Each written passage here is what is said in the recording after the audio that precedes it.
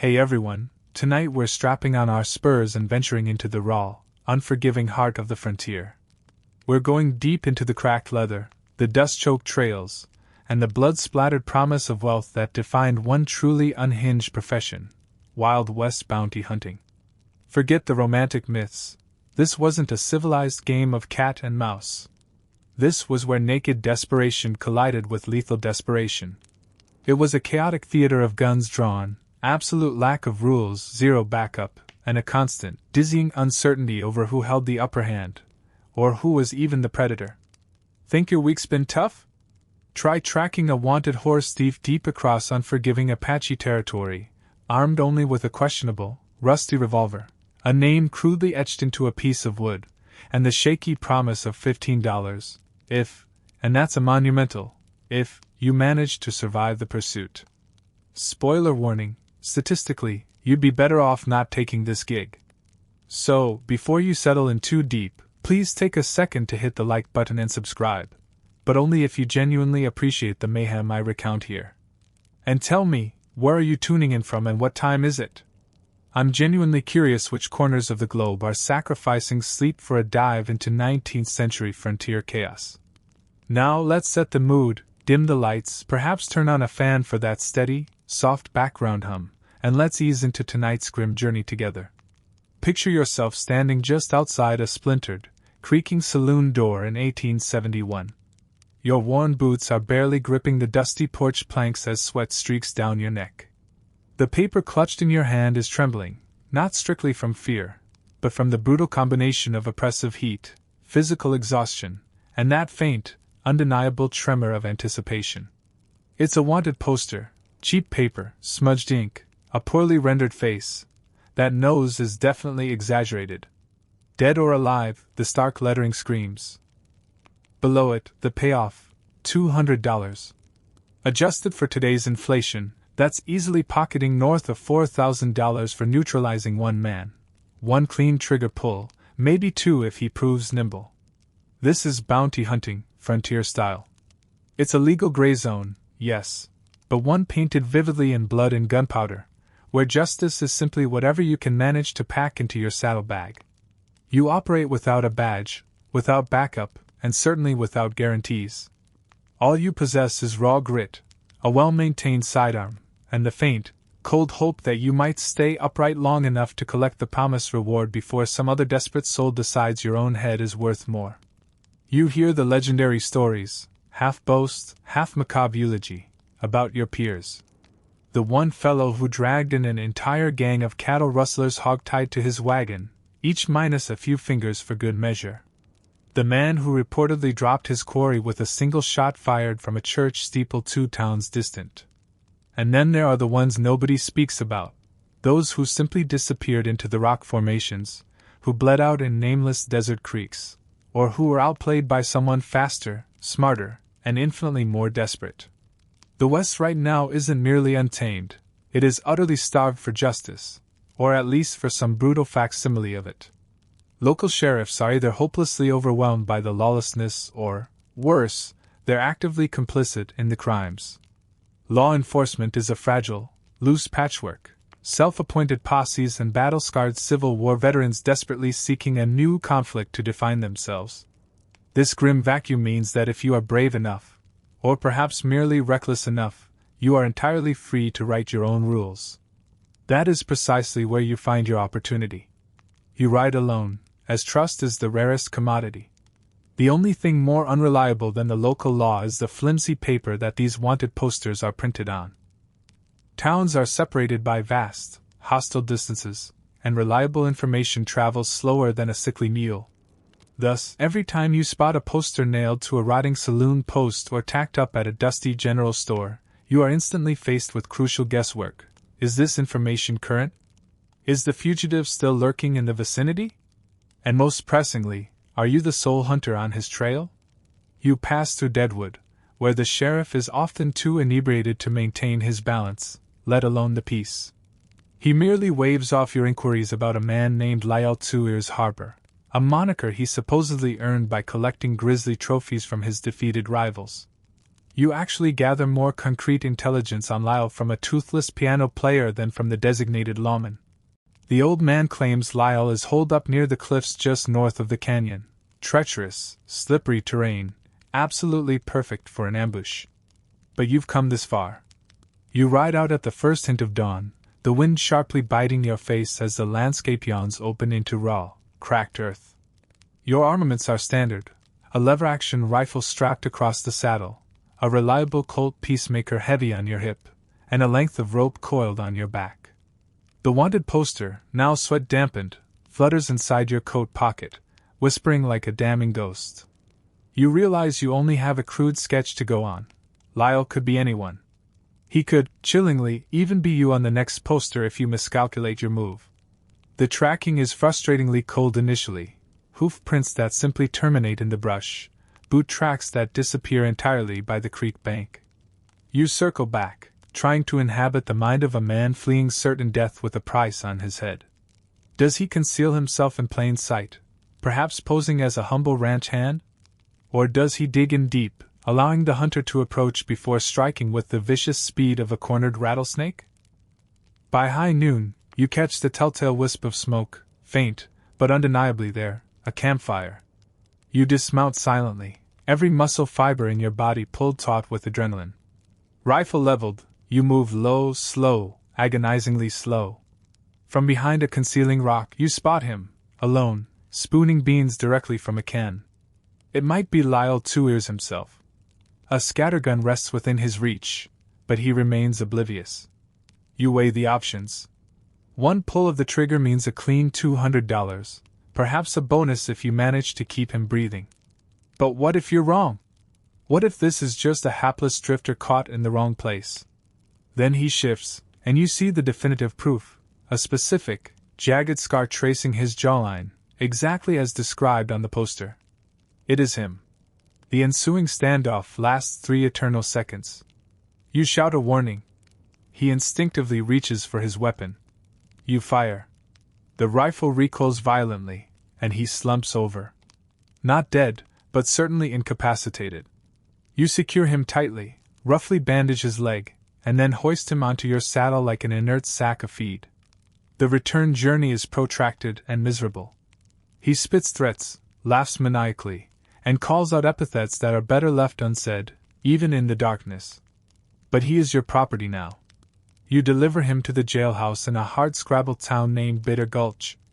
The sheriff, barely glancing up from his perpetual poker game, grudgingly signs your receipt.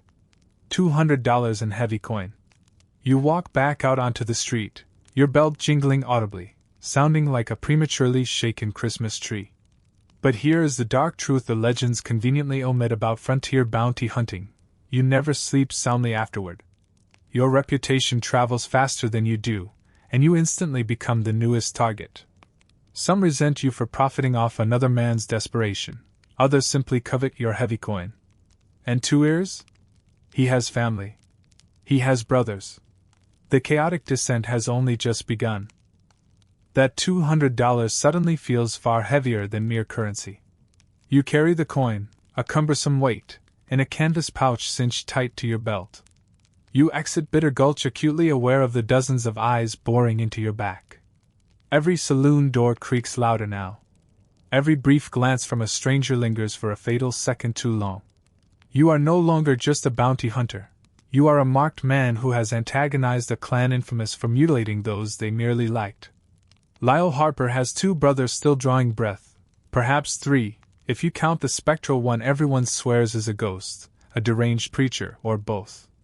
You mount your horse, ride deliberately slow, and don't permit yourself a backward glance until the town dissolves into a distant haze of dust and fleeting memory. The money feels like it's incinerating your pocket lining, but you possess the sense not to flaunt it. You immediately divide the haul, some tucked deep into your boot heel, some meticulously sewn into your saddlebag lining, and the substantial remainder stashed inside a hollowed, rotten tree stump a mile outside town. The theory being, no one bothers to rob a man who appears poor. It's a slim hope. That night you make a shallow camp beneath a meager scrap of canvas near the riverbank. The fire is kept dangerously low, your horse is tethered, your boots are off, but the revolver rests inches from your hand. You are not relaxed, you are only executing a pretense of rest. Every distant coyote howl, every soft owl hoot, sends a violent spike of adrenaline through your system. Your nerves are utterly frayed. You drift into disturbed dreams of two ears somehow rising in that jail cell, painstakingly picking the lock with his fingernails, then hunting you down armed with a stolen badge and your very own bullets. Morning arrives like a physical blow. You wake with an aching back and a mouth full of grit. Coffee tastes like noxious, burnt water, but you're still alive, another day spent balancing on the knife edge of the law. And wouldn't you know it, at the very next settlement, someone has nailed up a fresh wanted poster.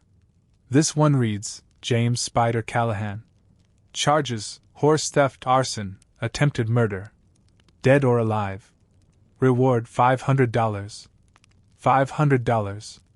That isn't just a reward, it's a terrifying invitation to outright chaos. Every opportunistic bounty hunter from the Arizona Territory to Nebraska is going to catch the scent of that fresh ink. You stare at the paper, and your pulse kicks up sharply. Spider Callahan is no petty thief, he is a frontier legend. Some whisper he successfully robbed the same train twice in a single night. Others claim he immolated an entire settlement just to manufacture a believable fake death. Half of these stories are certainly fabrications, yes, but the other half? They are infinitely worse. The critical difference with Spider is that he does not merely flee, he actively hunts back. You recall the stories. One bounty hunter discovered neatly strung up outside his own campsite, a cryptic playing card pinned to his chest. Another was found poisoned in a cheap brothel after boasting too loudly. The man operates with brutal unpredictability, playing a uniquely dirty game, possessing a twisted genius that makes your stomach clench. But $500, that amount of money utterly transforms your calculus. It represents escape.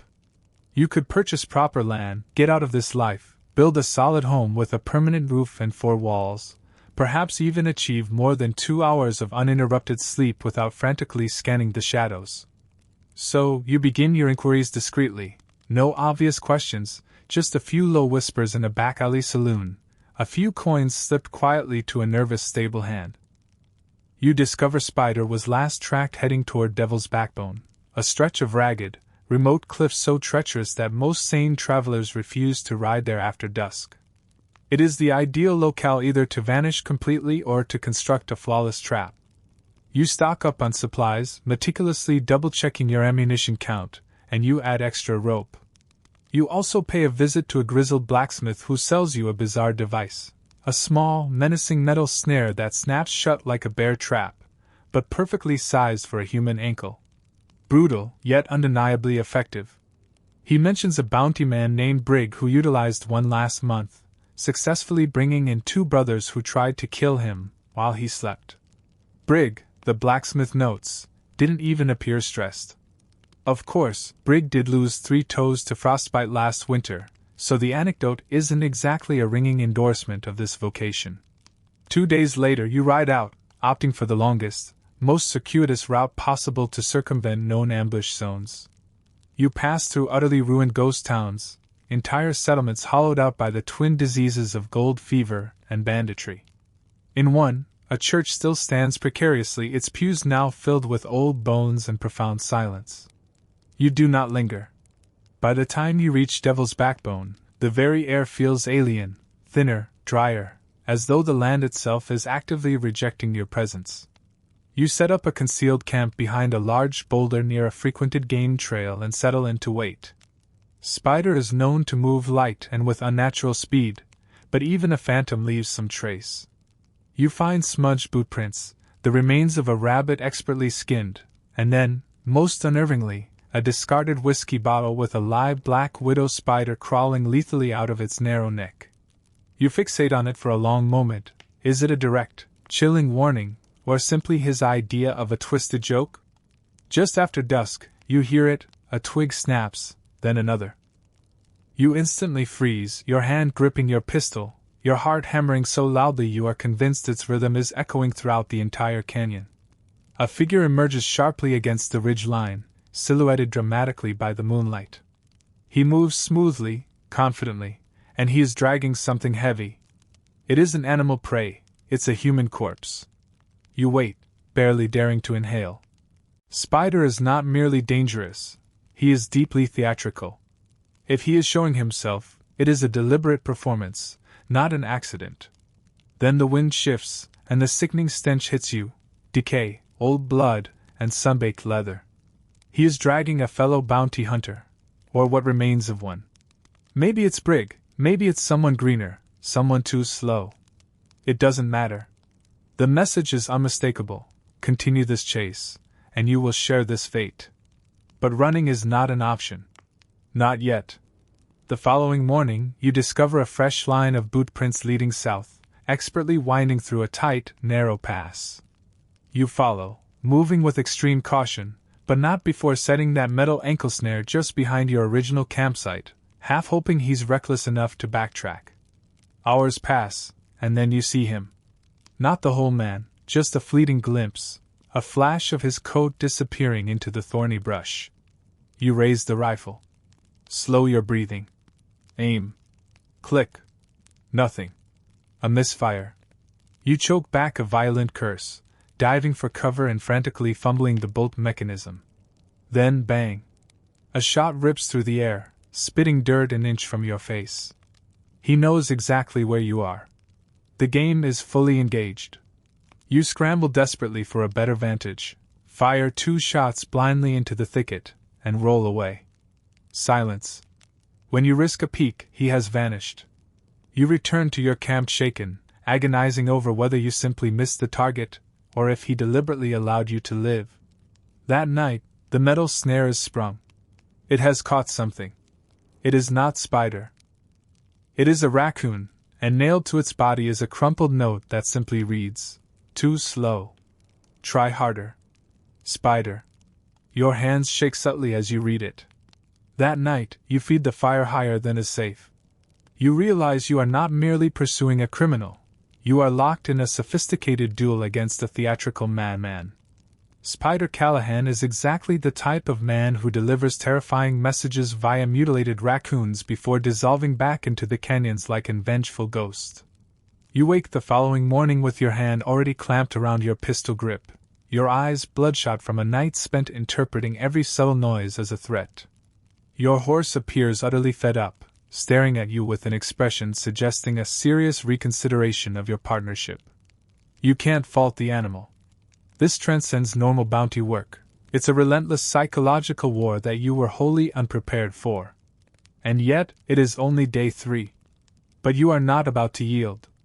You came out here for $500, and that sum remains 500 compelling reasons to push forward. You reload your weapons, re-examine your snares, and force yourself to reinforce your composure with the last mouthful of abysmal coffee. You ride slow and stay low, meticulously scanning the cliffs, the dense brush, and even the deepest shadows for any indication of that maniac. The trail you now follow feels half real, half phantom, isolated broken twigs, scorched patches of grass suggesting a hasty fire. At one point you discover a tree trunk bearing a distinct bullet hole and a smear of dried blood, his, or someone else's? You are beginning to grasp that chasing Spider is akin to attempting to trap a rattlesnake using a colander, potentially achievable, but inherently foolish. Near midday, you arrive at a narrow gulch known ominously to locals as Widow's Bite. It's the sort of desolate passage that even mountain lions steer clear of, sheer, unforgiving walls and echoes that reverberate like disembodied voices. Your options are immediate: cut through, risking a deliberate trap, or detour, losing an entire day. You commit and enter. It is quiet, far too quiet, naturally. You press yourself against the stone wall, your boots grinding audibly on loose shale. Each forward step feels like you are treading upon skeletal remains. Then, just as your foot contacts a suspicious mound of dirt, you hear the unmistakable click. You don't pause to look, you throw yourself violently sideways, hitting the ground just as the explosion erupts behind you.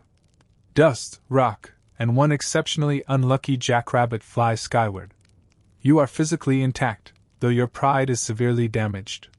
Spider left you a landmine, crudely constructed, judging by the residual smell of black powder and cheap whiskey, what some old-timers grimly referred to as a welcome mat. You cautiously crawl forward, moving slower than ever, your eyes darting everywhere. The setting sun is plunging toward the west, bathing the gulch in hues of gold and menacing orange, like a warning fire yet to ignite.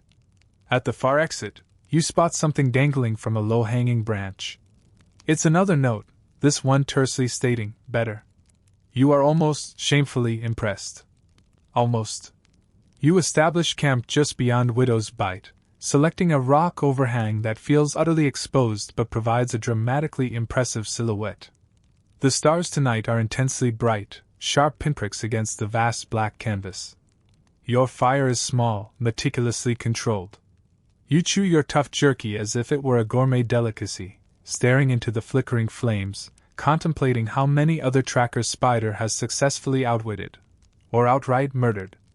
Likely both. There are theories whispered only in the deepest shadows of saloons. The fringe claim that Spider Callahan was once a Pinkerton operative. That he was professionally trained, not just born pathologically twisted, perhaps the result of a secret government mission gone catastrophically sour. He's too precise, too unflappably calm under fire, handles explosives with an engineer's dexterity, and moves like a man who genuinely believes he is immune to lead.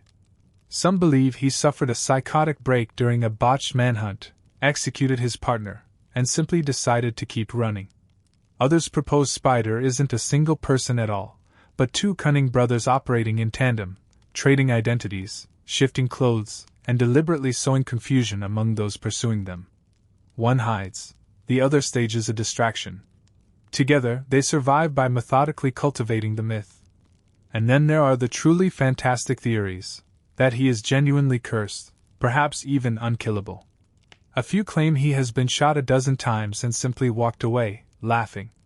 A select few swear he can communicate with the local wildlife. You dismiss most of it, but you are forced to acknowledge one undeniable fact. This man possesses an uncanny talent for penetrating your mind. The following day, your fortune shifts violently. At the periphery of a dried-up creek bed, you find something more valuable than any boot print, a boot. A single, distinct boot, half submerged in silt, still retaining the warmth of the sun. It is clearly not yours, not locally made, but bears the particular wear of a long-distance traveler. A few yards beyond, there are fresh boot prints, not faked, not intentionally smudged. You follow. Spider's trail leads straight up into the high, rugged rocks, climbing far higher than you prefer. Your horse cannot manage the terrain, so you reluctantly conceal him with your remaining supplies. You take your rifle, your pistol, and your rapidly fraying nerves, and you begin the ascent. By late afternoon, the wind is cutting and the climb is grueling. But the prints persist, even accompanied by the occasional small spatter of blood. Is he genuinely injured? Or is this another, more elaborate piece of bait? Then you locate the cave, a small den, cleverly masked beneath a jagged outcropping. A thin, blue coil of smoke rises from within. Your heart begins to pound uncontrollably. This must be the end.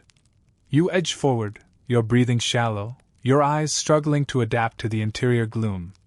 Inside, the space is claustrophobic, reeking of sweat, gun oil, and acrid, burnt beans.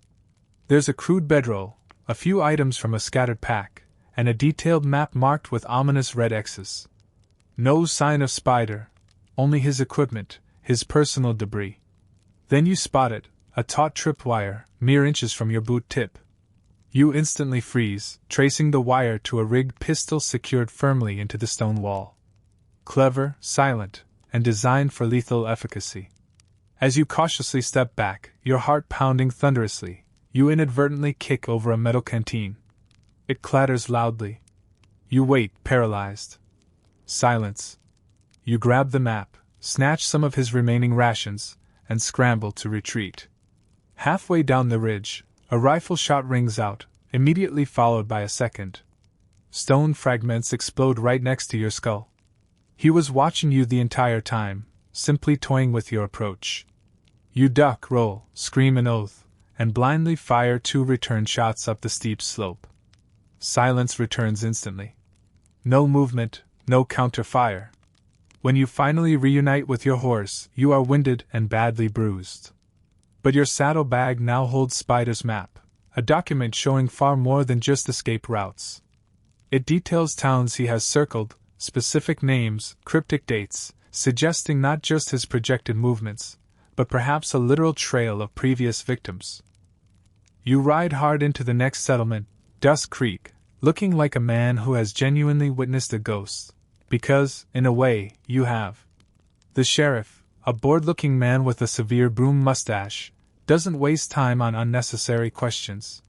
He glances briefly at the stolen map, offers a grim shrug, and provides a single piece of counsel. If you're determined to chase Spider, son, make sure you bring a coffin. Yours or his. You'll be needing one either way. You initially start to laugh, then quickly catch yourself. He is utterly, terribly correct. You depart Dust Creek well before the sun crests the horizon, your saddle leather creaking mournfully. Your horse plods slowly, burdened by the supplies, your accumulated nervous tension, and a fresh piece of intelligence now consuming the corners of your mind. The map you pilfered from Spider's cave is hardly a typical trail guide. It's a Frankenstein patchwork of hasty handwritten notes, crude sketches, and disturbing red circles drawn around specific settlements like cursed halos. One such town is Grey Gulch, a place of utter insignificance, known only for its dubious whiskey, a few sheep ranches, and an uncanny ability to be overlooked. But Spider marked it with 2 severe slashes and a date, November 5th. That is precisely 2 days from now. You cannot determine if this indicates a planned robbery, a secret rendezvous, or simply another elaborate diversion calculated to drive his pursuers to insanity. But one thing is clear, wherever Spider Callahan intends to be, that is exactly where you must go. Grey Gulch it is. The subsequent ride traverses terrain so desolate that the crushing silence seems to possess a malignant life of its own. Plains stretch out endlessly, a golden, rolling ocean of brittle grass and cracked earth, occasionally punctuated by a tumbleweed bouncing past as if late for a critical appointment elsewhere. You spot fleeting antelope and a solitary hawk effortlessly riding the high thermals, and for a moment you intensely envy its perspective, a world free of tracking, free of traps, and definitely free of insulting notes pinned to roadkill. By the time the ramshackle rooftops of Grey Gulch appear, the setting sun is bleeding crimson across the horizon. You are filthy, sunburned, and intensely paranoid. A small child on the outskirts of town points directly at you and shouts, "Another bounty man." You don't flinch. You simply tip your hat and roll into the settlement, dark and imposing, like a storm cloud riding a saddle. The town is minuscule, truly tiny, a single main street, 2 bars, a livery stable, a blacksmith, and a single church that serves triple duty as the schoolhouse, and sometimes, depending on whose authority you accept, the jail. You secure your horse and slip into the saloon, futilely attempting to melt into the background. But bounty hunters do not blend. Not when they wear coats this long, carry eyes this restlessly twitchy, and bear weapons strapped on as if they were biological extensions of their own anatomy. The air inside is thick with the competing aromas of sour, spilled beer and heavily overcooked stew. The barkeep is a woman past 60, possessing forearms like gnarled tree branches and a jagged scar splitting her lower lip, lending her smile the appearance of a direct challenge. You order coffee. She wordlessly slides you a whiskey. You choose not to argue. You then drop James Callahan's name, mentioning Spider casually, as if you aren't currently tracking him for nearly a month's worth of pay. People fall silent, not a dramatic, loud cessation of noise, but a slow, simmering quietude that broadcasts a collective knowledge and a preference for biting a coiled rattlesnake over revealing anything to a stranger. Finally, a man perched at the end of the bar speaks. He possesses a beard that looks determined to detach itself from his face, and a deeply vacant stare suggesting a man who has witnessed far too much life. He reports, "Spider was here 3 days back. Bought some chewing tobacco and left $2 for the preacher's dog. Then he vanished." You blink slowly. "The preacher's dog?" He merely shrugs. "Said he liked the dog?" You thank him and quickly drain your whiskey, your mind already racing. Spider was definitely here, meaning he is either still lurking in the vicinity, or, far worse, he is watching you right now, sipping a stiff drink of his own, thoroughly enjoying your frantic confusion. That night you choose the livery stable. It is cheaper, arguably safer, and smells only marginally worse than the local hotel. You make your bedroll with the rifle resting beside you, working hard to ignore how completely exposed you feel. The stolen map is spread out beneath your blanket, illuminated by the nervous flicker of a small lantern. You trace the lines one last time, and this time, you catch an anomalous detail, a half-scratched, almost illegible symbol situated right next to the designation for Gray Gulch. The marking, a snake curled tightly around a dagger, was immediately familiar. You'd seen that symbol before, long ago, when you rode with a volunteer posse in Arkansas. It belonged to a brutal outfit known as the Fork-Tongued Boys. A charming name, indeed. They specialized in robbing freight wagons, vanishing into the cave systems, and carving up any peace officers who pressed their luck. The gang supposedly vanished 5 years past, reportedly wiped clean off the map by a more vicious rival crew. But if Spider was a former member, or somehow still affiliated, this whole affair transcended the pursuit of a single, flamboyant outlaw. The following morning, you awoke to the chilling realization that your saddlebag had been disturbed. Everything was present, except your rounds. You scrambled violently out of the hay, your heart hammering a wild tattoo against your ribs, eyes searching frantically in the pale, cold morning light. The only company was your horse, chewing hay with maddening indifference, and a stable boy who vehemently denied seeing a soul. You found your missing ammunition floating in the water trough, sinking slowly like drowned secrets. There was no taunting note this time, just a calculated gesture. He was close. And now, the hunt had narrowed to a terrifying game of inches. You reloaded using your spare cartridges, double-checked every strap and buckle, and headed toward the composite building that served as the church, schoolhouse, and jail. This was the domain of Elias, the wiry old man who held the offices of preacher, sheriff, mayor, and occasional doctor. He greeted you with the sober solemnity of a man expecting a funeral, quite possibly your own. "I've heard of you," he stated, narrowing his pale eyes. "You're the one who brought in 2 ears, Harper." You nodded confirmation. "And now I'm here for Callahan." Elias sighed, leaning heavily against the fence post as if the weight of the entire territory had settled on his shoulders. "Spider's not just an outlaw. He's a story. You kill him, and 10 more just like him will spring up tomorrow. You catch him alive, and someone will poison his breakfast before you ride 2 miles out of town. He's too deep in. No one gets that far out, and comes back the same." You asked if he had seen the man? He shook his head. "Not directly. But strange things have been happening. Livestock gutted. A barn set afire 2 nights ago. And then there's this." He pulled a small scrap of cloth from his pocket, black silk, embroidered with that exact snake and dagger symbol. You left the peculiar settlement with far more questions than answers, and a sense of cold dread that clung to you like wet wool. That evening, a man limped into town. Dirty coat, worn hat, and a noticeable drag in his step.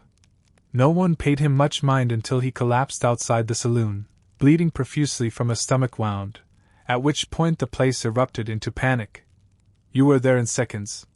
The man was dying fast. You knelt beside him and demanded to know what happened. "Spider," he gasped, fighting for air. He's planning something. Tomorrow night the bank. Then he's gone." You stood slowly, the victim's blood already drying stiffly on your hands. Now, it wasn't just a hunt, it was a countdown. The dead man had no name, or if he did, no one was willing to admit they knew it. Folks simply muttered about him being new in town, or fresh off the southern trail, or the quiet sort. Perhaps they hadn't known him well. Or perhaps they were simply smart enough to keep Spider Callahan's expanding shadow from stretching in their direction. Either way, his body was carted to the back of the church and laid out on a makeshift table beneath the stained glass window of St. Michael, a window that, notably, had 2 bullet holes etched into it. This was Gray Gulch, after all. You spent the rest of the night watching the bank. It was a squat little structure, made of determined stone and misplaced optimism, featuring a second-floor apartment where the manager lived and drank himself into reliable semi-consciousness by 8 o'clock sharp, judging by the flickering lamp in the window. You scouted the perimeter looking for weaknesses: one broken shutter, 2 low windows, a heavily rusted back door. Not much of a fortress.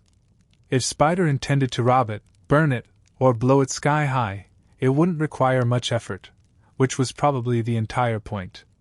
Around midnight, you staked out a position across the street, wrapped tightly in your coat, rifle resting across your lap. The night out here was a different world. Quieter, yes, but alive with whispers, the complaint of creaking boards, distant hoof beats that vanished before they arrived. The stable dog barked once, then fell silent. Even the wind seemed to hold its breath. That's when you spotted him. At the far end of the street, just a shape at first. Then a man, walking with the casual swagger of someone who owned the very dirt beneath his boots. Long coat, wide hat, and that unmistakable gait, the slow, slouching confidence of a man who knew every eye was upon him, and didn't give a damn. Spider Callahan in the flesh. He walked past the saloon, past the general store, past the drunk passed out cold on the porch, and headed straight for the bank. You slid your rifle into firing position, but you didn't shoot. Not yet. He didn't go in. He didn't even draw a weapon. He just stopped, turned, and lit a cigarette with a match that flared like miniature lightning in the oppressive dark. The light caught his face, just enough to confirm what you already knew. Then he looked right at you. Not a nervous glance, but a look of absolute certainty, as if he had known your precise location all along.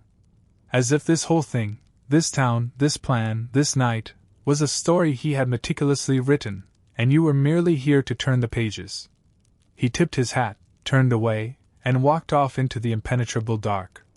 You didn't follow. You wanted to, but you weren't that foolish. This, the entire encounter, was bait, and tomorrow was the trap. At sunrise, the town was already buzzing like a disturbed hive. Word had spread about the man who died in the street. People were locking doors, boarding windows, whispering names like they were curses. Spider wasn't just a legend here. He was a weather event. And now that he was near, everyone was bracing for the inevitable storm. You met with Elias, the preacher, sheriff, whatever his current title. He was sharpening a heavy Bowie knife, a futile gesture against dynamite. "We don't have a real jail," he reminded you soberly. "And I only have 4 men I trust with a gun, 2 of whom are reliably drunk most hours of the day." "Sounds about right," you replied. You quickly sketched out the meager plan you had. 2 of those trusted men would stay inside the bank with rifles and try to look as intimidating as possible. You would remain across the street, in the same position as the previous night. Elias suggested ringing the church bell if things went bad. You suggested that if he did that, Spider might simply blow the whole steeple off. "That's fair," he conceded, lowering the sharpening stone. That afternoon, you decided to check the outskirts. Maybe you'd get lucky and catch Spider preparing something: a fuse line, a stash of dynamite, a half-buried friend with a bad attitude. About a mile out, you found horse tracks. Fresh ones, 2 distinct sets. That was new. Spider wasn't alone. You followed them briefly, keeping low, until you reached a ridge overlooking a dry creek bed. There you spotted a small camp, 2 figures. One was Spider. The other was unfamiliar, taller, broader, moving with the stiff, economic grace of someone used to combat, perhaps ex-military. They were packing things into saddlebags: ropes, tools, small black boxes that you were fairly certain were explosives. You couldn't get closer without alerting them, so you retreated fast. Back in town, you rounded up the others. Elias called in the rifleman. You boarded the bank tighter, reinforcing the door with steel nails and a silent prayer. Then you waited. Night fell heavy and slow. The street was empty. Lamps were dimmed. The only light came from the moon and the jittery tension in your nerves. At midnight it began. A horse whinnied, then silence, then a gunshot, not near the bank, but across town. A distraction? You stayed put, eyes locked on the stone structure.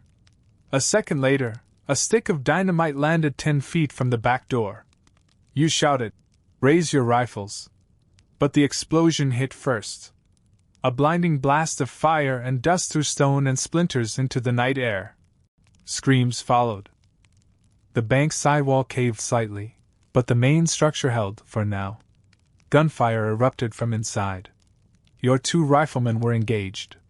You saw a figure dart through the smoke, moving fast toward the breach. Spider. You didn't even think. You fired. Your bullet hit something, not flesh, but metal, perhaps his saddlebag. He stumbled but kept moving. You rushed in now, ducking under the choking smoke, your heart thundering. Inside the bank, it was chaos.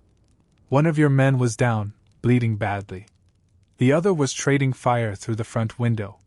You spotted Spider near the vault, dragging the manager by the collar, shouting something you couldn't hear over the noise.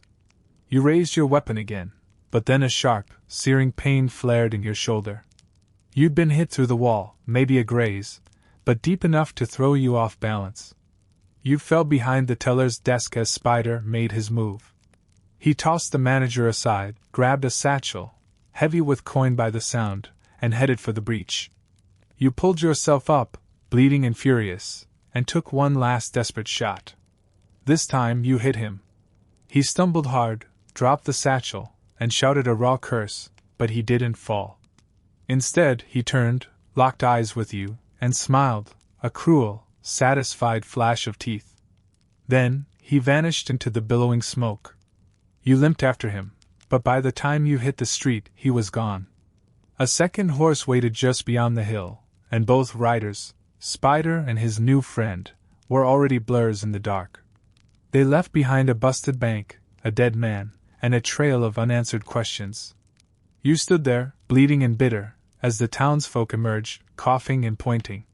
One of them asked, "Did you catch him?" You didn't answer because you didn't know. Not yet. You woke up with a thick bandage around your shoulder and a hangover you hadn't earned. The preacher, sheriff, Surgeon Elias had patched you up and left you in the back of the church with a jug of warm water, a tin of stale biscuits, and a Bible resting heavy on your chest, as if holy proximity might scare the fever off. You sat up slowly, wincing, realizing that everything from your ribs to your pride had taken a proper beating. Outside, the town was quiet in that particular post-chaos way. Grey Gulch was bruised but breathing.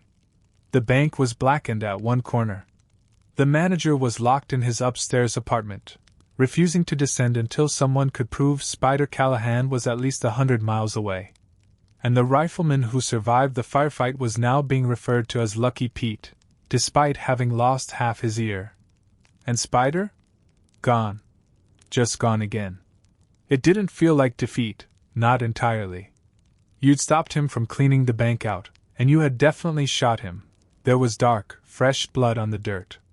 But it didn't feel like a win either. More like you'd gone toe-to-toe with a rattlesnake, and when the dust settled, the snake wasn't dead. It was just laughing somewhere in the hills. You limped out to the stable where your horse was chewing lazily through someone else's hay. You needed to move. Staying in one place too long is how you get buried in it. And something about Spider's escape didn't sit right. He didn't just vanish, he retreated. That was a strategy, not desperation. That meant he had more planned. You checked your saddlebag. The map was still there. The towns marked in red, the dates, the cryptic symbols. But now you noticed something you missed before, a faint pencil line, almost rubbed away, leading west. A line that curved along a ridge and ended in a small X labeled Judah's Leap. You asked around, and no one wanted to talk about Judah's Leap. Not openly, not during daylight. Finally, Elias cornered you and spoke in that gravel-low tone he reserved for church confessions and funeral duties. Judah's Leap ain't on any real map, he whispered. It's a hideout. A natural fortress. Used to be a mining camp until the ground gave way and swallowed half the site. What's left of it is all jagged rock and vertical drops. If you were hiding and didn't want to be found, that's where you'd go. You nodded. Your shoulder ached like it was on fire, but there was no chance you were stopping now. That evening you headed out? The ride west was harsher than anything before. Narrow trails skirting cliff edges, thickets that clawed at your coat, and air so dry your lips cracked open just from breathing. The land got meaner the further you went. It was like it remembered blood. At one point, you passed a twisted tree with 3 sets of initials carved into the trunk, and below it, a noose rotting in the wind. No sign of a body, just the rope swaying like a lazy metronome. By nightfall, you found a spot to camp where the rocks rose high around you. You built no fire. You slept with your back to the cliff and your hand resting on your pistol. The moon crept across the sky like it was in mourning. And you dreamed of dynamite, smoke, and laughter that didn't have a face. The next morning you reached it. Judah's Leap. It lived up to the name. A high plateau cut into 3 distinct levels, surrounded by vertical rock faces and spires of stone that looked like God had been in a foul mood when he carved them. There was a narrow path leading in, barely wide enough for a horse, and what looked like a collapsed mine entrance halfway up the southern face. You dismounted, left the horse tied at a lower outcropping, and started climbing. Your shoulder protested with every step, but you pushed through the pain. You were close now. You could feel it. At the mine entrance, there was old debris, rusted tools, empty whiskey bottles, a torn boot. Signs of life, but nothing recent. You were starting to think this might be another dead end when something caught your eye. Smoke, thin, rising from a chimney carved into the cliff face above you. Not from the mine, but from somewhere higher up. You climbed again, slower now, more careful. The rock was loose, crumbling in places. You used a pickaxe you found below to steady your way up. When you reached the upper shelf, you found it. A camp tucked snug against the cliff wall, expertly camouflaged with tarps and brush. There was a small fire pit still smoldering. A half-cooked rabbit on a spit and a pair of bedrolls. One was stained with dark blood. He had been here, and he was hurt. You crouched low, scanning for movement. Nothing. No footsteps. No sound. But your gut was screaming. This was wrong. Too quiet. You edged forward and then you saw it. A wire, thin, just visible against the rock. Trip wire. You froze. And then a voice behind you said, "Too slow again, friend." You spun, but too late. Spider stood a dozen feet away, rifle aimed squarely at your chest.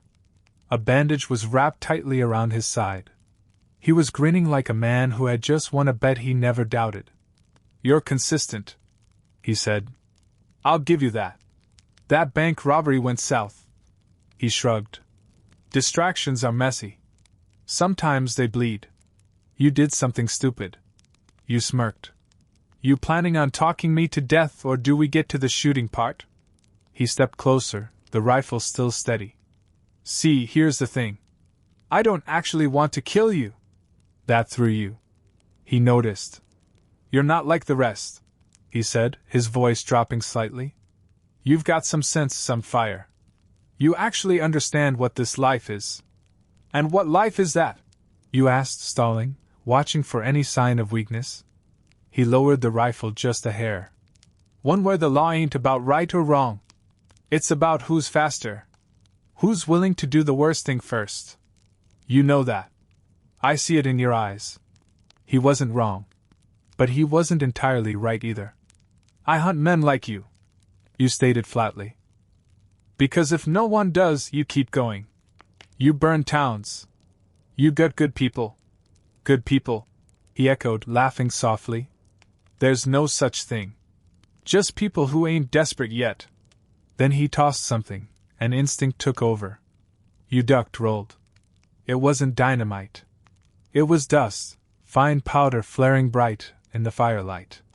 A distraction? By the time your eyes cleared, he was gone. You ran after him, heart hammering. He was fast, limping, but agile. He dove off the ledge, rolled down the slope, and vanished into a narrow crevice in the rock. You didn't follow. Not yet. You caught your breath, tasting blood and dust, and whispered into the quiet night. "Next time." Because now, it wasn't about the bounty, it was personal. The next time didn't come for 5 days. That's how long you spent combing the rock fields around Judah's Leap, picking through the dust and shadows, following tracks that vanished the second they started to make sense. Sometimes you caught signs, ashes still warm, fresh footprints, even a strip of blood-stained cloth snagged on a thorn bush, but they all led nowhere. It was like chasing smoke, like trying to trap a ghost who was better at being alive than anyone you'd ever met. Your shoulder was healing slowly, and only in the loosest sense of the word. You'd stopped bleeding. At least that was about as good as it gets out here. There was no doctor, no medicine beyond whiskey and willpower. And even your horse was beginning to walk like he was second-guessing your life choices. By the 6th morning you'd had enough. You decided to leave Judah's Leap behind and circle south toward towns that still appeared on maps and where a hot meal didn't come with a side of paranoia. That's how you ended up in a dusty little spot called Willow's End. A place that sounded pleasant until you actually saw it. It was nothing more than a warped row of buildings on the edge of a dried-out creek bed. There was a single saloon, a livery stable that doubled as the blacksmith's forge, and a church that was mostly just a bell tower leaning at a very concerning angle. You'd seen ghost towns with more life. But the second you rode in, something was off.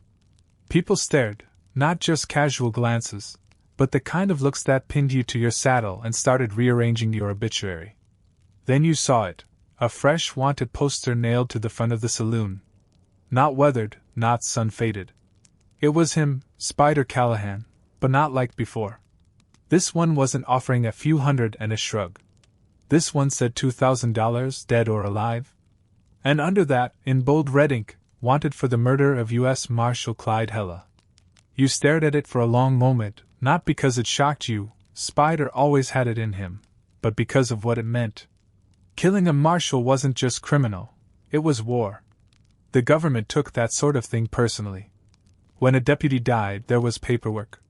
When a marshal died, they sent men, real ones, trained ones, people you absolutely did not want to be on the bad side of. Inside the saloon, the air was thick with sawdust and suspicion. The barkeep barely looked up as he poured you something vaguely drinkable. You nodded at the poster on the wall. "That bounty real?" he grunted. "As real as the blood still drying on his coat." A man 2 stools down leaned over, dirty hat, cracked boots, and a revolver that had seen better centuries. "You after him too?" You nodded once. The man grinned like he just found gold in his oatmeal. "You're the 4th this week. Last one didn't come back. We're all assuming he's fertilizing something ugly." You asked what they knew, and you got stories. One woman claimed she saw Spider riding north toward the dunes with 3 other men in tow.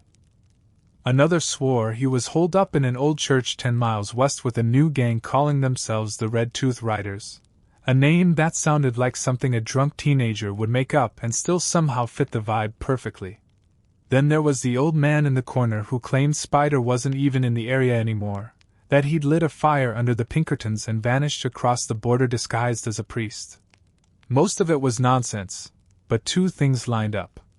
The marshal's murder was real, and Spider's name was now everywhere. He wasn't running anymore, he was escalating. You spent the night in a room above the saloon that was mostly walls and splinters, and prayed the roof didn't cave in. You dreamed of fire, a burning badge, and Spider smiling in the flames like a man who knew he was dragging the whole world down with him. The next morning you rode west.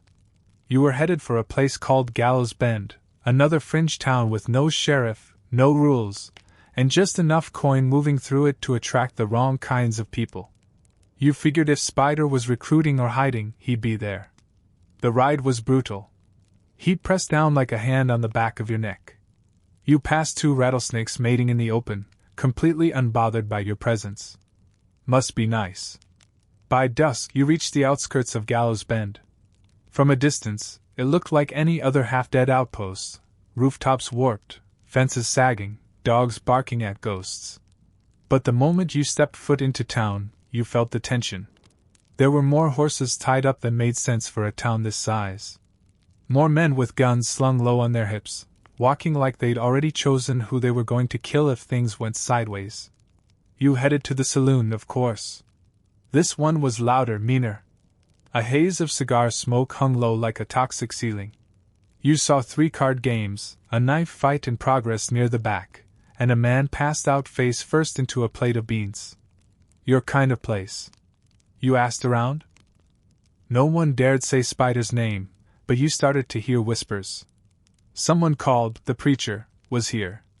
No one was sure who he was exactly, but he was recruiting guns for something big. Offering coin, supplies, and immunity for those with bounties of their own. Word was he was assembling an army. Not just a gang, not for a robbery, but for a standoff. You sat with that for a moment, letting it settle into your bones. If Spider Callahan was this preacher, then you weren't chasing an outlaw anymore. You were chasing the start of a war. Later that night, you slipped out of town and scouted the hills to the north where riders were coming and going under cover of dark. There was a camp out there. You were certain. This place was distinct from the typical outlaw lair. It was fortified, meticulously guarded, and highly organized. They weren't merely running from the law, they were actively preparing for war against it. Returning to the nearest settlement, you penned a letter.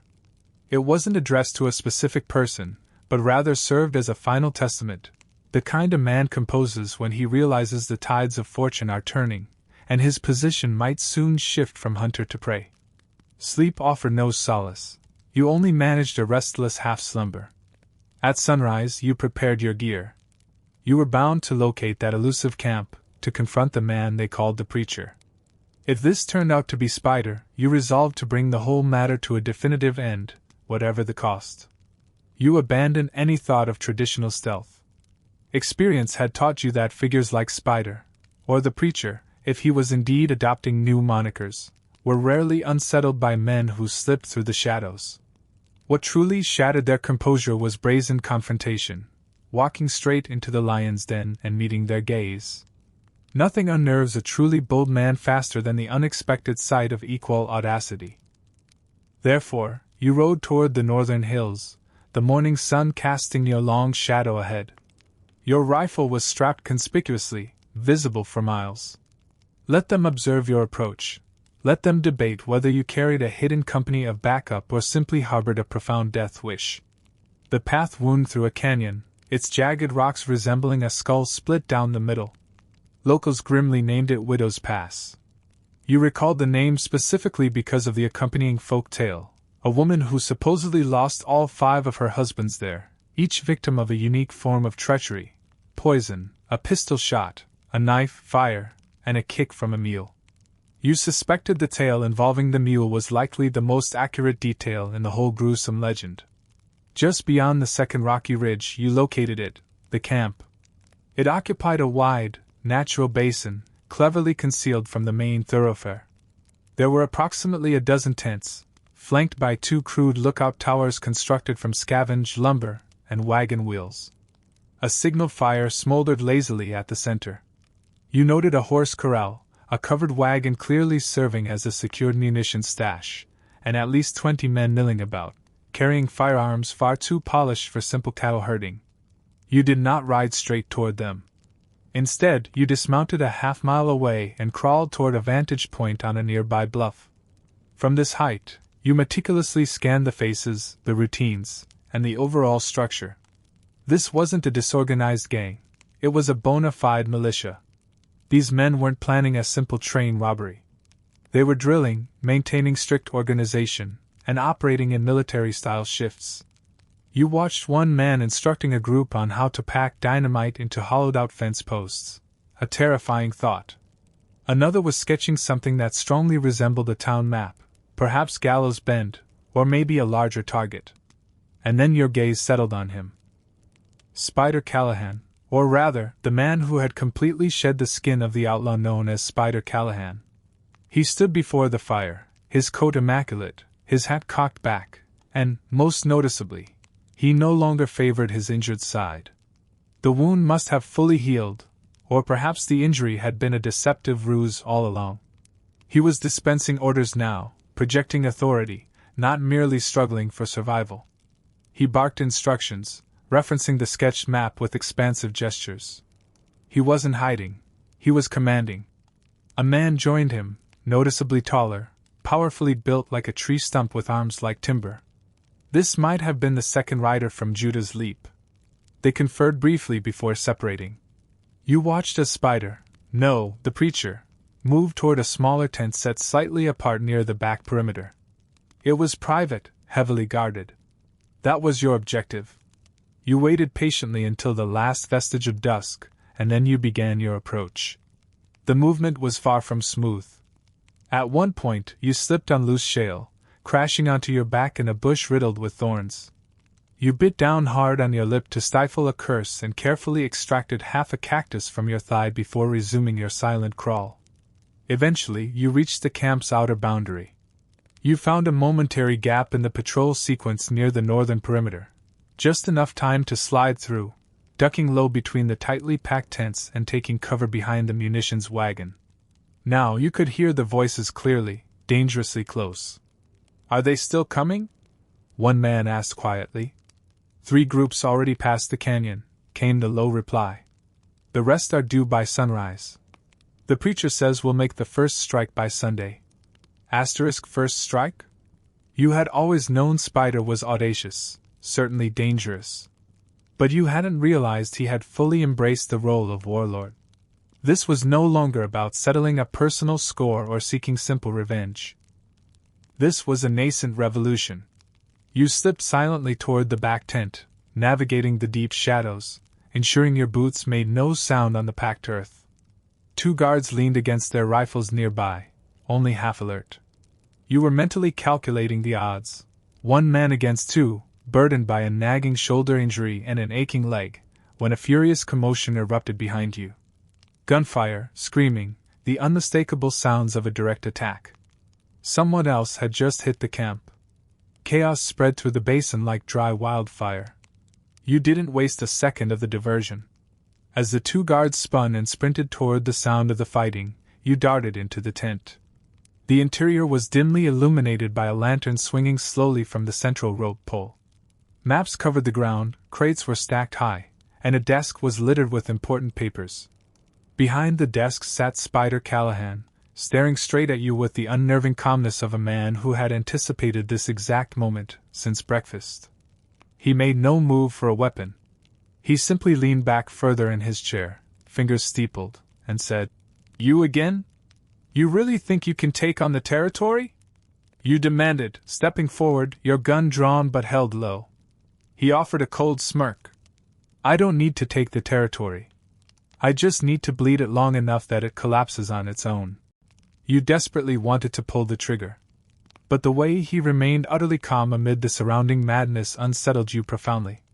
He was too relaxed, too controlled. "You're going to get them all killed," you stated flatly. "Maybe," he replied. "Or maybe I give them a choice.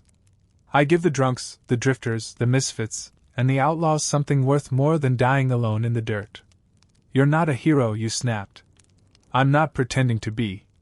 More volleys of gunfire erupted outside, followed by a colossal boom. Something near the tower exploded. The ground shuddered violently, and dust rained down from the tent's ceiling canvas. Spider rose slowly, serenely, as if the explosion were merely a dinner bell. "You should go before someone mistakes you for one of them." You hesitated. "One of who?" He grinned, a cold, calculated expression. "The new bounty hunters. The ones the marshal sent." You froze. "What?" "I told you," he said, enjoying your shock. "You're not the only one hunting me anymore. And some of them don't play nice." At that precise moment, the tent flap ripped open behind you, and a man stepped inside, leveling a shotgun. You did not hesitate this time. You fired twice. He dropped instantly like a sack of flour, the deafening blast of his weapon echoing uselessly into the night. You spun around, but Spider was already gone. You bolted after him, weaving between burning tents and scattered bodies, some merely wounded, others still. The camp was in total disarray, a full-scale retreat. Bounty hunters were pouring in from the surrounding cliffs. Lawmen, marked by badges and spurs, illuminated the area with sustained gunfire, turning the night into a sudden judgment day. This entire attack had been meticulously planned, an ambush, just one you hadn't orchestrated. You dove into the thick dust, crawling frantically towards safety, the rhythm of the battle hammering in your ears. Above you, starkly silhouetted against the waning moonlight on the ridge, you spotted a lone horseman riding hard toward the west, Spider, the preacher, whatever identity he was claiming now. You watched him disappear into the deep night, once again a single step ahead. For the first time, a dark thought crossed your mind. Would this relentless chase ever truly conclude, or was this merely the opening act of a much larger, far more disastrous conflict? You ran until your lungs felt like shredded canvas and your sweat-soaked boots were chafing your feet raw. Behind you, the secret militia camp had been reduced to a raging bonfire of gunpowder and cold vengeance. Smoke roiled into the sky, lit from below by the orange glare, creating the image of a newly opened hellmouth. Bodies lay crumpled everywhere between the wreckage of the tents. Some still showed signs of life, twitching faintly, while others lay dead, their weapons still clutched firmly as if awaiting final orders. The marshals and bounty hunters swarming the area were not celebrating their victory. They were regrouping, methodically checking for survivors, and scanning the cliffs for anyone who might have escaped the slaughter, including you. You stayed pressed low, utilizing the cover of a rocky outcrop until the immediate vicinity settled into a semblance of order. Eventually, a group of bounty hunters sauntered past, close enough that you could clearly overhear their conversation. "Did you see him?" "Spider." "Who else?" "They say he slipped through the pass again." "That man isn't a fugitive anymore. He's a myth." You ground your teeth in frustration. He was no myth. He was terrifyingly real and, thanks to the night's events, more dangerous than he had ever been. You waited another hour before cautiously crawling out of the shadows. By then, the main fire had mostly burned out, the smoke trailing lazily into the early morning sky like a flag of surrender that no one truly honored. You moved toward the wreckage, adopting the weary gait of someone who belonged there. No one questioned you. They were all too preoccupied counting casualties or tending to bullet wounds. You blended seamlessly into the chaotic aftermath, a nameless, blood-smudged face in the settling fog. You found a half-collapsed tent and leaned your back against its torn canvas. Your mind was buzzing like a disturbed beehive. You had seen Spider, spoken to him face to face, stood inside his command tent, and even shot one of his guards, yet he had still evaded you. But the nature of the chase had fundamentally shifted. This was not merely another narrow escape. It was a profound declaration. Spider no longer wished simply to run. He intended to build. That camp was not a temporary hideout. It was clearly a launchpad for his ambitions. Had the marshals not intervened precisely when they did, you realized you might have awakened the next day to screaming headlines about burning towns and severed telegraph lines. He was striving to ignite something far greater than himself, and you remained eternally just one step short. By midday, the marshals had formalized the site into a meticulous crime scene. Men in long coats and spotless hats paced about, measuring the distance between bullet holes and boot prints, operating under the mistaken belief that such quantification would lead them to an understanding of the chaos. You knew better. You had been in this business too long to confuse simple facts with the underlying, dangerous patterns. That's when your eyes landed on him, Marshal Landry. You had never met the man in person, but you had absorbed enough stories about him to fill 3 separate graveyards and still secure a lucrative book deal. He was tall, his hair beginning to gray at the temples, and his eyes possessed a chilling quality, cold enough to instantly extinguish a prairie fire. A long, vivid scar, resembling a miniature railroad track, ran across one cheek, and his voice sounded like the grating noise of someone dragging a spade through dry gravel. He approached you with the confidence of a man who already knew your history. "You're the bounty man who took down 2 Ears Harper." You nodded slowly. "That was me." "And you're after Spider?" Another nod. "Been on him for weeks." Landry scrutinized you briefly, then handed you a tightly rolled paper. You unrolled it. It was the latest wanted poster featuring Spider's face. This time, the reward had skyrocketed, $5,000 dead or alive. His listed crimes had expanded to include arson, multiple murders, destruction of federal property, and something vague yet deeply ominous labeled Seditious conspiracy. The government's getting real tired of him, Landry remarked dryly. We've organized a task force now. Half bounty hunters, half marshals. Are you in? You hesitated. I work better alone. Landry squinted at you. Not anymore, you don't. This isn't just some common outlaw on the run. This is an insurrection waiting to hatch. And you? Well, you've been closer to him than any of us. You folded the valuable poster and tucked it securely into your coat. If I find him, I don't plan on sharing the bounty. Landry allowed himself a minimal, humorless smile. Fair enough. Just make damn sure he doesn't light another match before you get to him. That night you left the smoldering wreckage and headed south. You weren't following the marshal's orders, nor were you driven solely by the augmented reward. You were moving because Spider wanted you to follow. That was the most perilous realization. He clearly enjoyed this endless game, this obsessive rhythm of cat and mouse. You had ceased being a simple threat and had become an essential element of his narrative, a familiar shadow, a worthy adversary. If you didn't terminate the chase soon, you feared you would wake up one morning with a knife buried in your chest and a crisp note pinned to your shirt reading, "Well played." 2 settlements later, in a miserable place called Brimstone Ridge, you finally snagged another solid lead. You had been trailing quietly, asking probing questions, and displaying the new wanted poster discreetly. Most residents claimed total ignorance, but a sharp-eyed boy working the stables mentioned seeing a man with a distinctively bandaged arm and a harsh, recognizable laugh ride out with 2 companions just the day before. He directed you toward the old iron trail. This was a derelict supply route, abandoned since the major railroad lines absorbed all the commercial traffic. Now, it served as a haven for drifters, smugglers, and anyone intent on staying invisible to the authorities. You rode out at first light, clinging to the rough trail, your coat pulled high, eyes narrowed against the rising dust and morning glare. The path was treacherous, littered with dead scrub trees and collapsing fences. At one juncture you passed the remains of a burned-out wagon, the air still thick with the smell of kerosene. A buzzard perched on a nearby dead tree, observing your passage with that peculiar, smug arrogance birds of prey display when they anticipate an easy meal. Shortly after, you found it, a fresh grave, hastily and shallowly dug, marked only by a crude cross fashioned from 2 broken branches. You dismounted and knelt. There was no name, no indication of identity, just a lone grave in the brutal silence of the wilderness.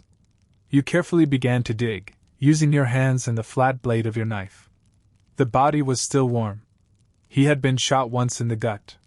There was no badge, no identifying papers. But the boots were standard federal issue. A marshal. You muttered something that was part prayer and part tired apology, then respectfully recovered the body. The wind immediately kicked up, swirling the dust as you rode on. You knew you were no longer the only one pursuing Spider, but you began to suspect you might be the only one who grasped the true scale of what was approaching. He wouldn't continue running forever. He was preparing to make a stand.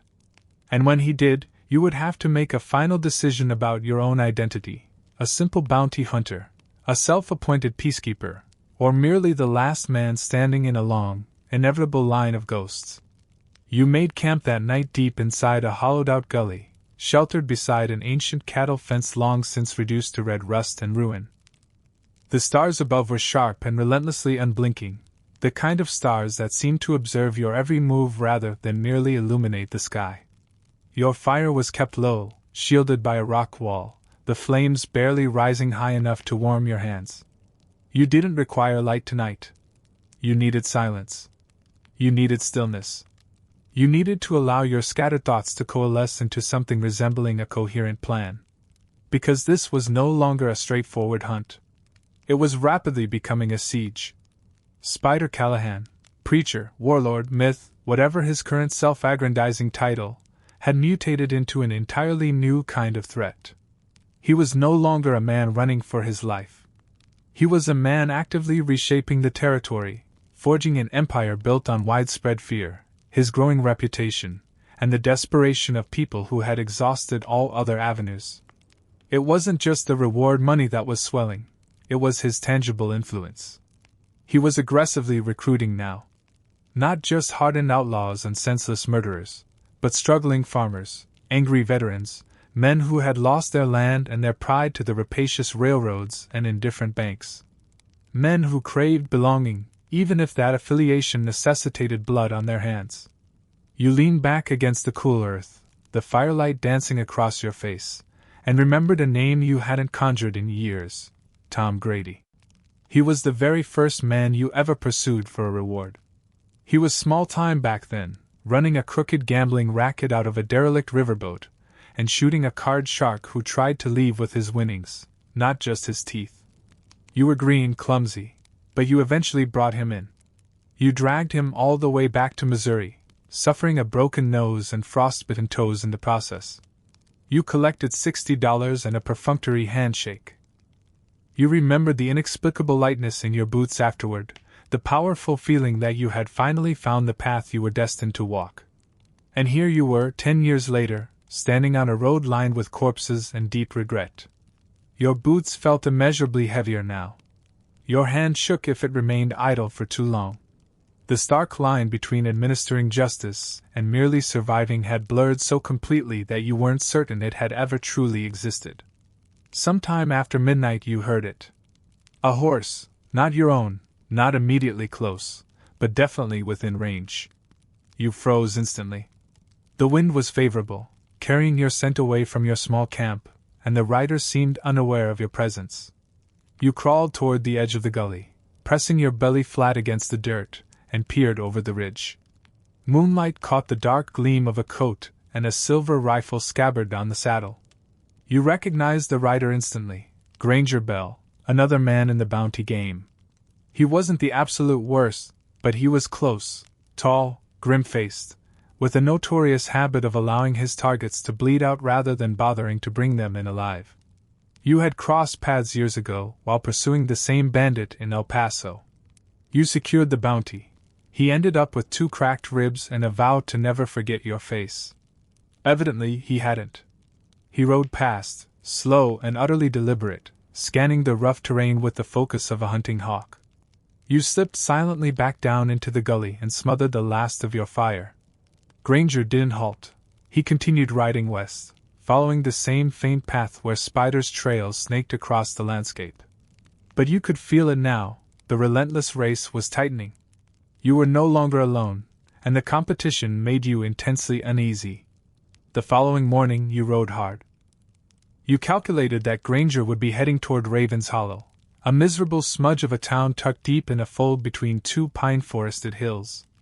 It had once been a prosperous lumber outpost, then a short-lived boom town, and finally a boneyard when the silver ran out and the gambling went feral. Now, it was just a collection of dusty saloons, whispered secrets, and a couple of starved dogs that barked at the slightest passing cloud. You reached the settlement by noon and immediately headed for the saloon. It was named the Dead Canary, a moniker you sincerely hoped referred to mining methodology, and not the quality of their midday meal. The place seemed quiet upon entry, yet the air was thick with palpable tension, as if everyone inside were anxiously awaiting an explosion but couldn't pinpoint the location of the fuse. And there he was, Granger Bell, seated at the bar, nursing a drink, his heavy revolver resting on the countertop like an open invitation to violence. You slid onto the stool right next to him. "Didn't expect to see you again," he murmured without turning his head. "I'm like a bad toothache," you replied. "Always show up when you're enjoying yourself." He chuckled softly. "You still chasing Callahan?"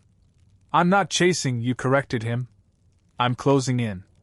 "Is that what you call it?" He signaled the bartender for 2 more drinks. "The man's always 3 steps ahead of you. Hell, he's building something.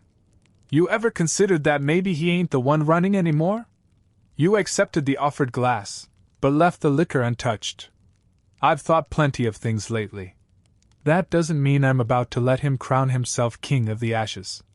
Granger leaned in conspiratorially, lowering his voice. "Word is, Callahan's planning to take a town. Not rob it. Take it. Assume full control. Start with 1, then 2, then who knows how far he goes." You stared at him, adrenaline rising. Which town? Granger quickly finished his drink. No one's sure yet. But it's soon. Real soon. He stood abruptly, tossed a coin onto the counter, and walked out, acting as if the conversation hadn't just catastrophically raised the stakes for the entire territory. You sat there for a long moment, fingers white-knuckled around the glass. This was it. This was the entire, massive objective Spider had been building toward. A town to call his own. Not merely a hideout, a fort, or a temporary camp, but a capital city for his movement. You left the saloon and located the telegraph station. You furiously scribbled a warning and sent it east with all the speed the wire could muster, to Elias in Great Gulch, to Marshal Landry, to anyone who still held hope of stopping men like Spider Callahan before his vision became irreversible reality. And then you rode. No detailed plan, no thought of sleep, just raw fury and fire coursing through your veins. If Spider was attempting to claim a town, you were determined to be there, to stop him, or to die in the attempt. You rode with your jaw clenched so tight your muscles ached, your hat pulled low against the heat. The crude map retrieved from Spider's abandoned camp was crumpled in your pocket like a ticking bomb. The rumor Granger had provided in Raven's Hollow wasn't just idle campfire exaggeration, it aligned perfectly. All the signs pointed to this outcome: the rapidly growing army, the talk of a first strike. That half-charted map with various towns circled in red and brutally crossed through like entries on a grim to-do list. You weren't simply pursuing a bounty anymore. You were actively chasing down a meticulous blueprint for widespread chaos. And now, the terrifying truth dawned. He was agonizingly close to finalizing his grand design. Spider Callahan, the man who started as a petty outlaw defined by mischief and a talent for drawing a deadly gun, now intended to inscribe his name across the entire territory using gunpowder and smoke. His goal was not merely to survive the law, but to outlast it, and ultimately, to replace it entirely. And unsettlingly, he possessed the will and the resources to succeed. The town most likely caught in his crosshairs was a miserable settlement named Jericho Flats. You hadn't been there in years, and even your previous visit was brief. It was dusty, ramshackle, and straddled a vital trade route like a broken, infected tooth in an otherwise perfect smile. It was precisely the kind of place that was small enough to be subjugated without immediately alerting the rest of the country, yet strategically vital enough to cause maximum disruption once it fell. Strategic and vulnerable, the exact symbol a man like Spider would seek to claim. You pushed your horse relentlessly, harder than you knew you should. The trail from Raven's Hollow to Jericho Flats wasn't extensive, but it was brutal, crossing dry creek beds, thorny thickets of mesquite, and a treacherous stretch locals called the Devil's Staircase, where the rocks formed narrow, dizzying switchbacks that tested both your horse's balance and your own diminishing sanity. You passed the skeletal remains of a wagon overturned in a gully, its wheels stripped clean, its canvas shredded to ribbons. A solitary boot was stuck fast in the mud. Thankfully, it was empty, a grim little souvenir of someone who hadn't ridden out fast enough. As the sun dipped, you crested a final hill, and Jericho Flats spread out below you like a game board paused mid-collapse. A single main street, perhaps a dozen crooked buildings, a church with a notably crooked steeple, and a river just wide enough to give the town consequence. You raised your spyglass and scanned the scene. Something felt immediately wrong. It was too quiet. No wagon stirred. There was no smoke rising lazily from the chimneys, no children chasing each other through the alleys. And then you spotted them. Men on the rooftops, heavily armed, moving with professional, drilled precision. The town was already taken. You swore violently under your breath and slid rapidly back down the ridge, your heart hammering against your ribs like a war drum. You were too late. Spider had moved with frightening speed, and you were now staring at a town-sized hostage situation, wrapped tight in a ribbon of rifles and newly erected barbed wire. You circled wide, finding a deeply shaded ridge where you could maintain surveillance without being spotted. Over the next hour, you painstakingly counted nearly 30 men patrolling in coordinated pairs. Most were carrying reliable Winchesters. A few sported sawed-off shotguns. 2 of the men wore old, faded Confederate uniforms, likely just for the theatrical flair, frontier cosplay, you mused bitterly. But make no mistake, despite the theatrics, they moved like seasoned soldiers. This was organized, disciplined occupation. And in the very heart of the operation, lounging arrogantly on the porch of what used to be the sheriff's office, was Spider himself. He looked better than when you last saw him, healthier, more confident, and somehow, even smugger, if such a thing were possible. Callahan takes a slow sip from a chipped tin mug, a sound absorbed by the desert quiet, and then throws his head back in a harsh laugh at some low remark made by the man next to him. This man is a towering, brutish presence, a shadow of a human with a thick, bear-like beard and a mouth that twists into a smile like a permanently broken jaw. He is clearly the second in command, the muscle keeping the vision grounded. You should be scouting for an entry point, formulating a plan of attack, but your mind catches instead on the 4 words that have haunted every desolate mile of this pursuit: dead or alive. They are perpetually inked beneath the crude sketch of Callahan's face on every wanted poster, a menacing footnote implying the law's true indifference. They never truly cared about justice, only about stopping him from drawing breath. And in this moment, you find yourself heavily favoring the dead option. But the timing isn't right. Not yet. You ride back a few miles into the shadows of the hills, find a deep gulch to make a cold camp, and refuse to light a fire. You spend the night simply listening to the slow, heavy breathing of the desert. The next morning, you push your weary horse 8 miserable miles to the closest telegraph office. You pound out an urgent wire to Marshal Landry. Jericho Flats compromised. 30 men, Callahan confirmed. Need support. Urgent. The station clerk, a nervous man named Clark, reads the coded message twice before he dares to transmit it. What's in Jericho Flats that's worth all this trouble? He asks, squinting up at your dust-caked face. Nothing, you reply flatly. That's what makes it so easy for him to steal. You ride away with the taste of dust on your tongue and a cold lead settling in your stomach. There is only one entrance to Jericho that Callahan's men haven't locked down, the forgotten Mill Road. A flash flood took out the bridge years ago, but a determined man on foot can still scramble across the dry, cracked creek bed with some effort. You stash your horse deep in a dry arroyo, secure your rifle, pistol, and knife, and begin the walk. It is agonizingly slow, inherently dangerous, and the only prayer you have left. By the time the shadows stretch long and blue, you are hidden behind the rotting planks of the old grain silo. The guards here are sparse.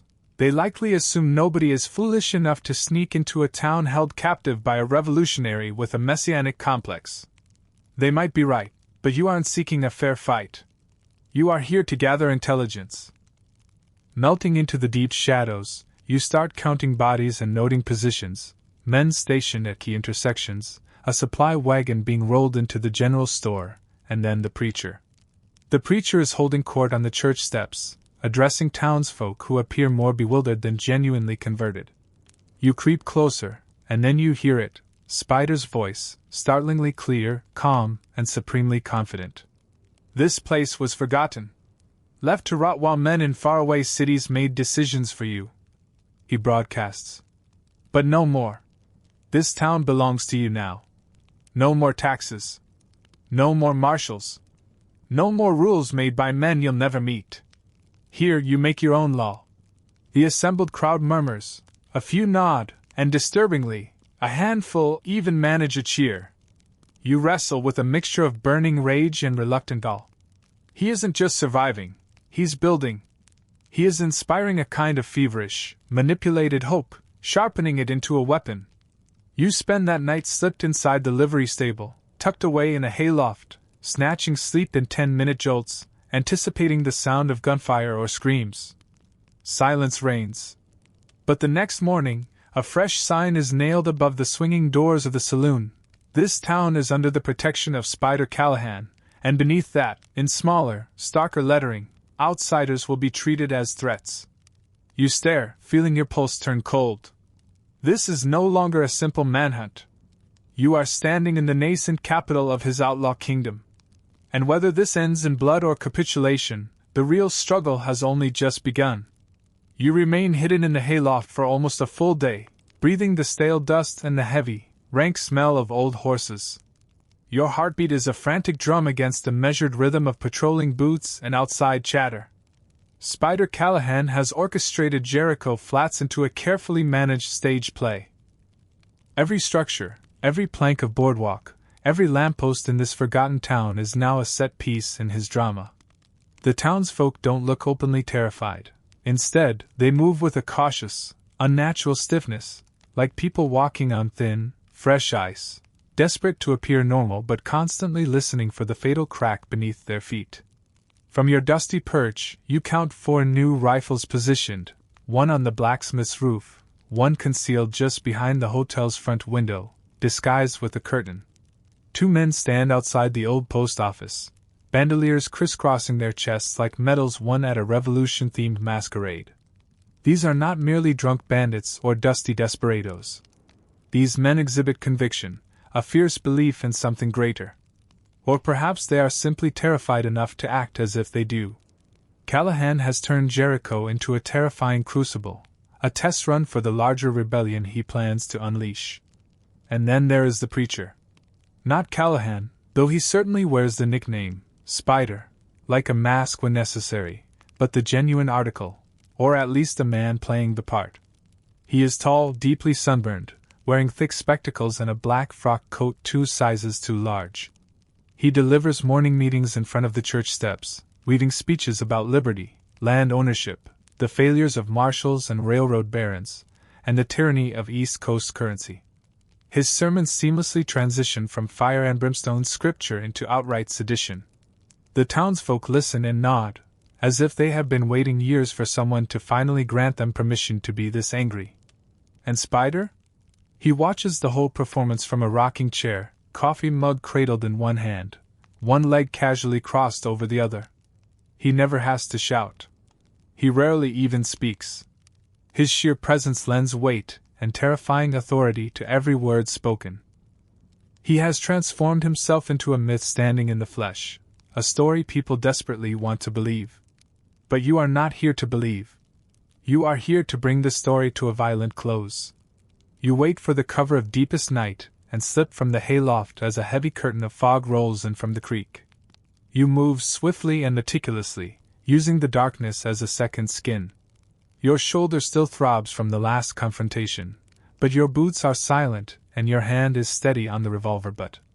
You navigate toward the old boarding house, the one partially destroyed by the flood 2 years prior. Its rear wing still tenuously stands, and if your memory serves, there is a trapdoor there leading to the old storm cellars, the same cellars that, in theory, connect to the root tunnels dug by the original settlers when this land saw more outlaws and dust storms than tax collectors. You find the trapdoor exactly where it should be, hidden under a collapsed cot and a carpet of rat droppings.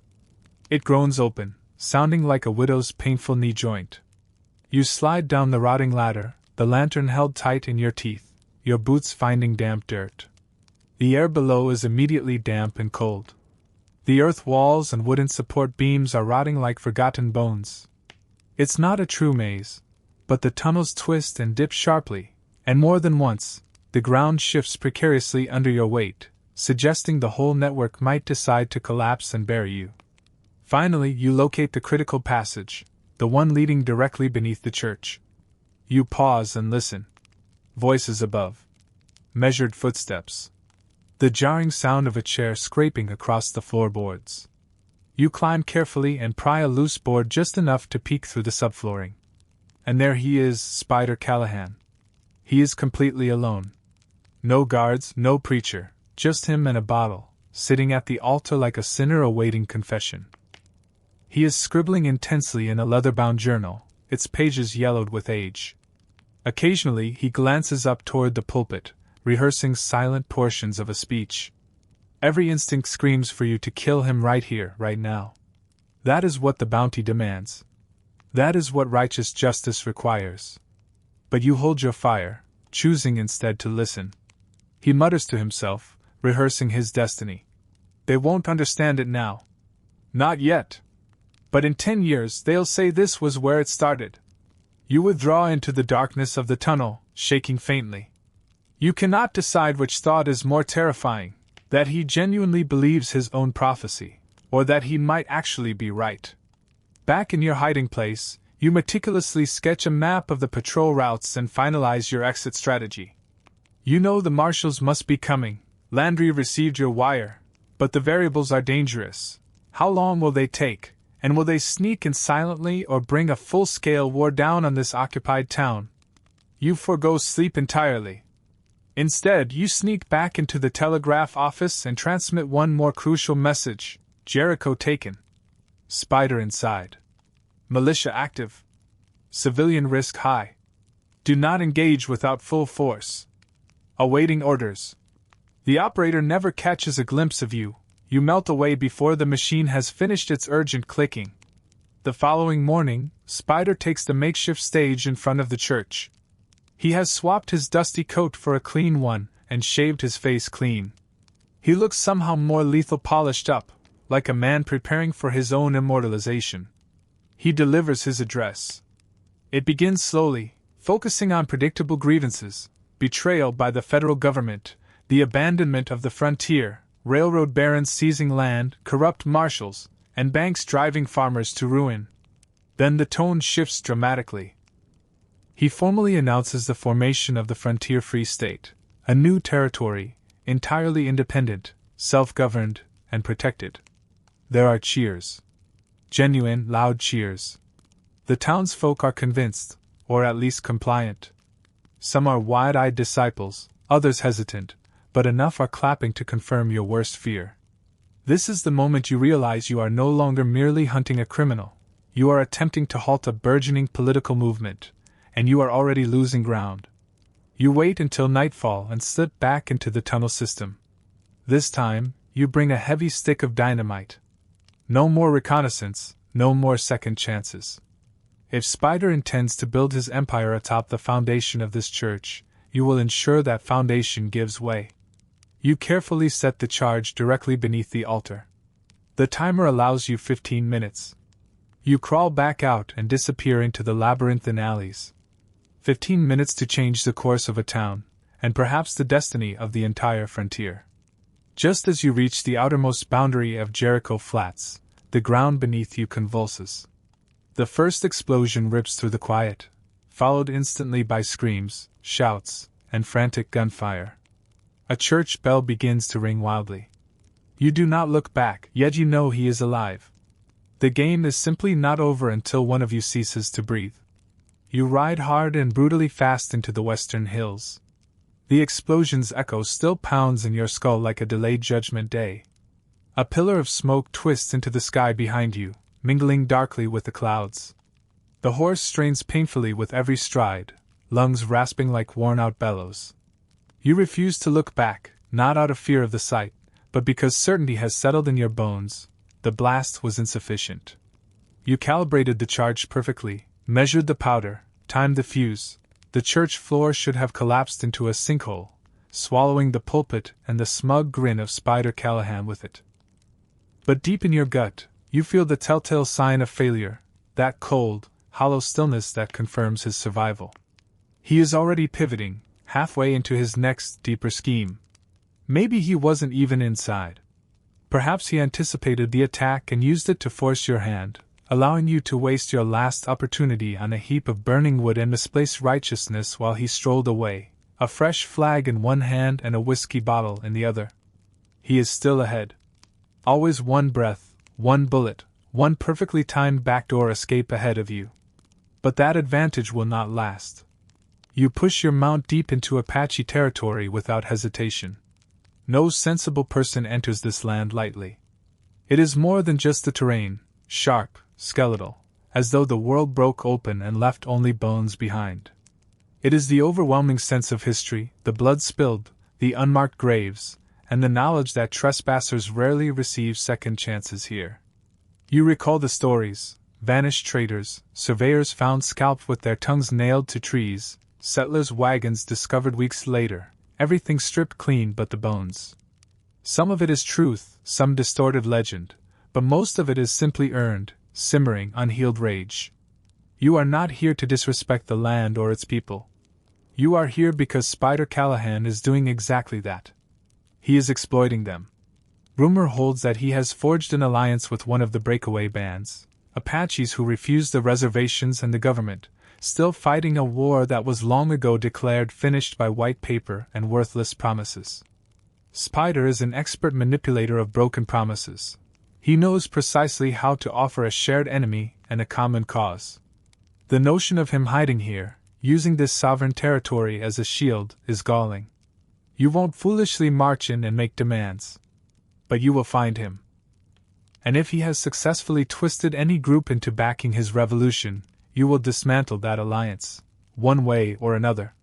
You establish a sparse camp on a rocky ridge near the Salt Hills. The stars here do not merely twinkle, they burn with a cold, terrifying intensity. There are no towns for miles, only stark ridge lines, gaping canyon mouths, and shadows that seem to shift the instant you look away. You tie your horse to a twisted juniper bush, keep both pistols ready, and sleep in tense, short shifts, listening for the sound of drums. Or worse, the sound of nothing at all. By sunrise, you are following faint tracks. Spider is meticulous, but no man can traverse this dust-dry land without leaving evidence. A scuffed boot heel, a splintered branch, a half-buried, bent tobacco tin. You pursue the sign through a deep ravine the locals call Coyote's Mouth, narrow, perpetually sunless, and winding. Every footstep echoes, your nerves taut as over-tightened violin strings. This is classic ambush territory, a place people enter but rarely exit on their own terms. Your hand remains glued to the butt of your revolver. Halfway through the treacherous pass, you find it, a stark warning. A spear is driven deep into the ground, a length of faded red cloth tied around its shaft, fluttering slowly like a snake's tongue. You freeze.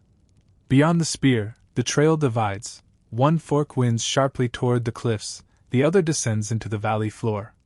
Spider has used lures before, but this feels distinct. This is a deliberate message. You choose the cliff path. It is slower, requires more climbing, and demands greater nerve. It leads you directly to a high lookout point, and that is when you finally see it. It is a massive camp, Apache, not Spider's own men.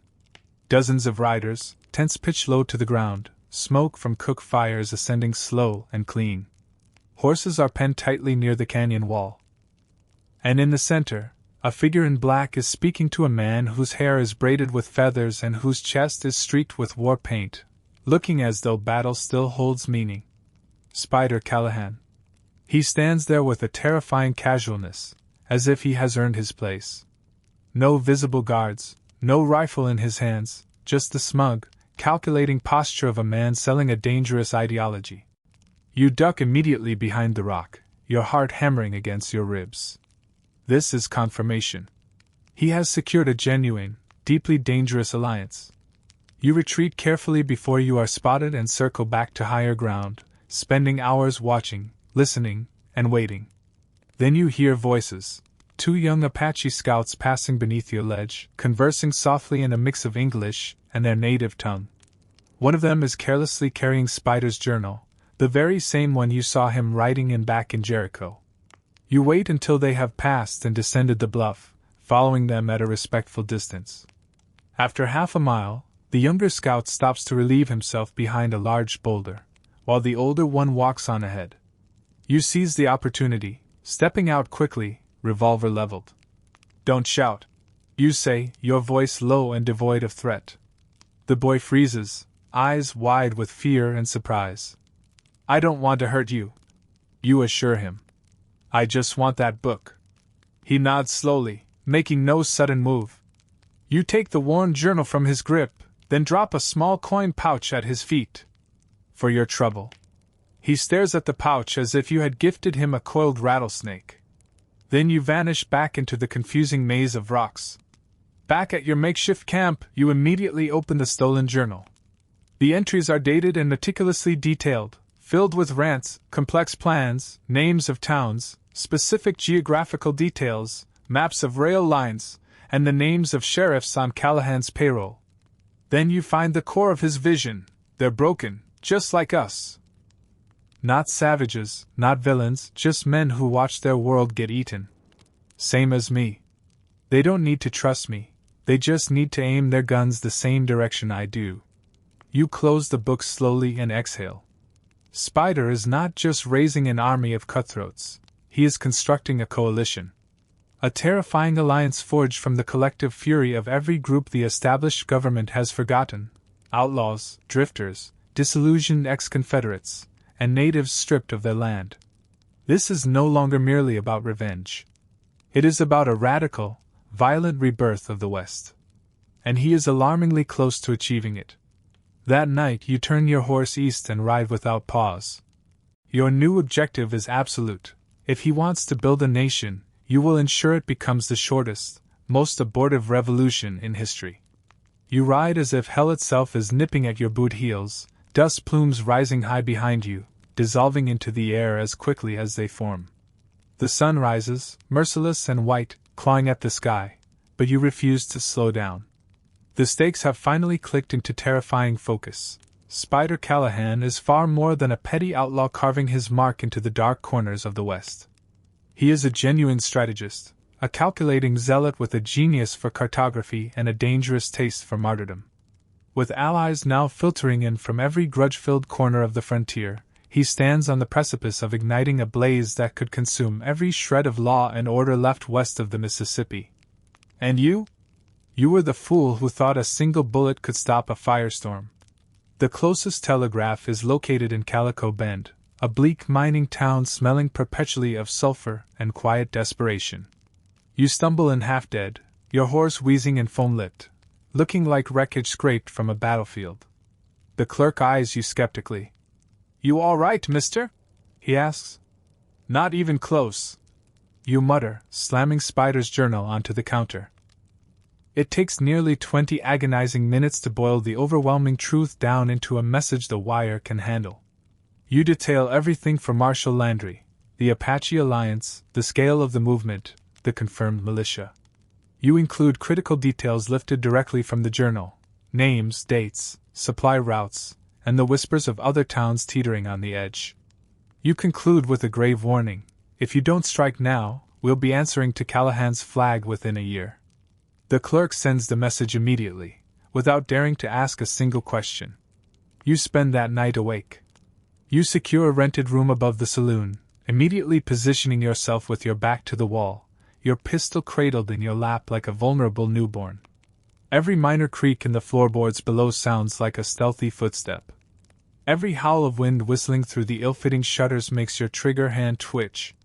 You have survived shootouts, tense standoffs, and bloody ambushes, but none of it felt like this. This is pure, corrosive dread, the kind that lingers long after the sun has risen. By the next morning, Landry's response clicks across the wire: message received. Moving forces.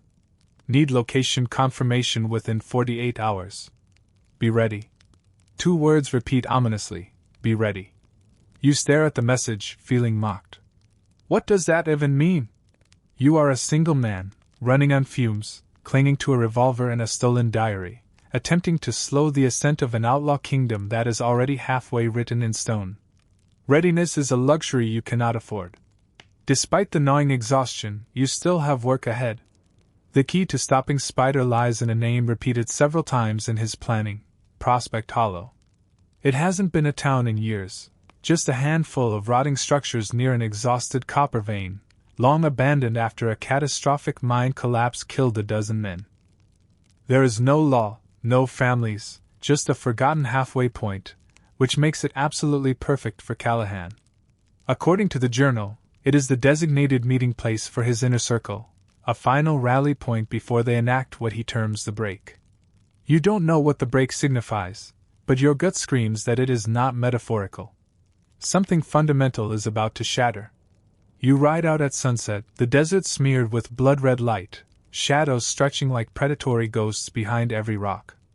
It takes a grueling day and a half to reach Prospect Hollow. By the time you finally spot the skeletal outlines of the buildings, your canteen is nearly dry and your mind is starting to splinter. The wind sounds like whispered footsteps.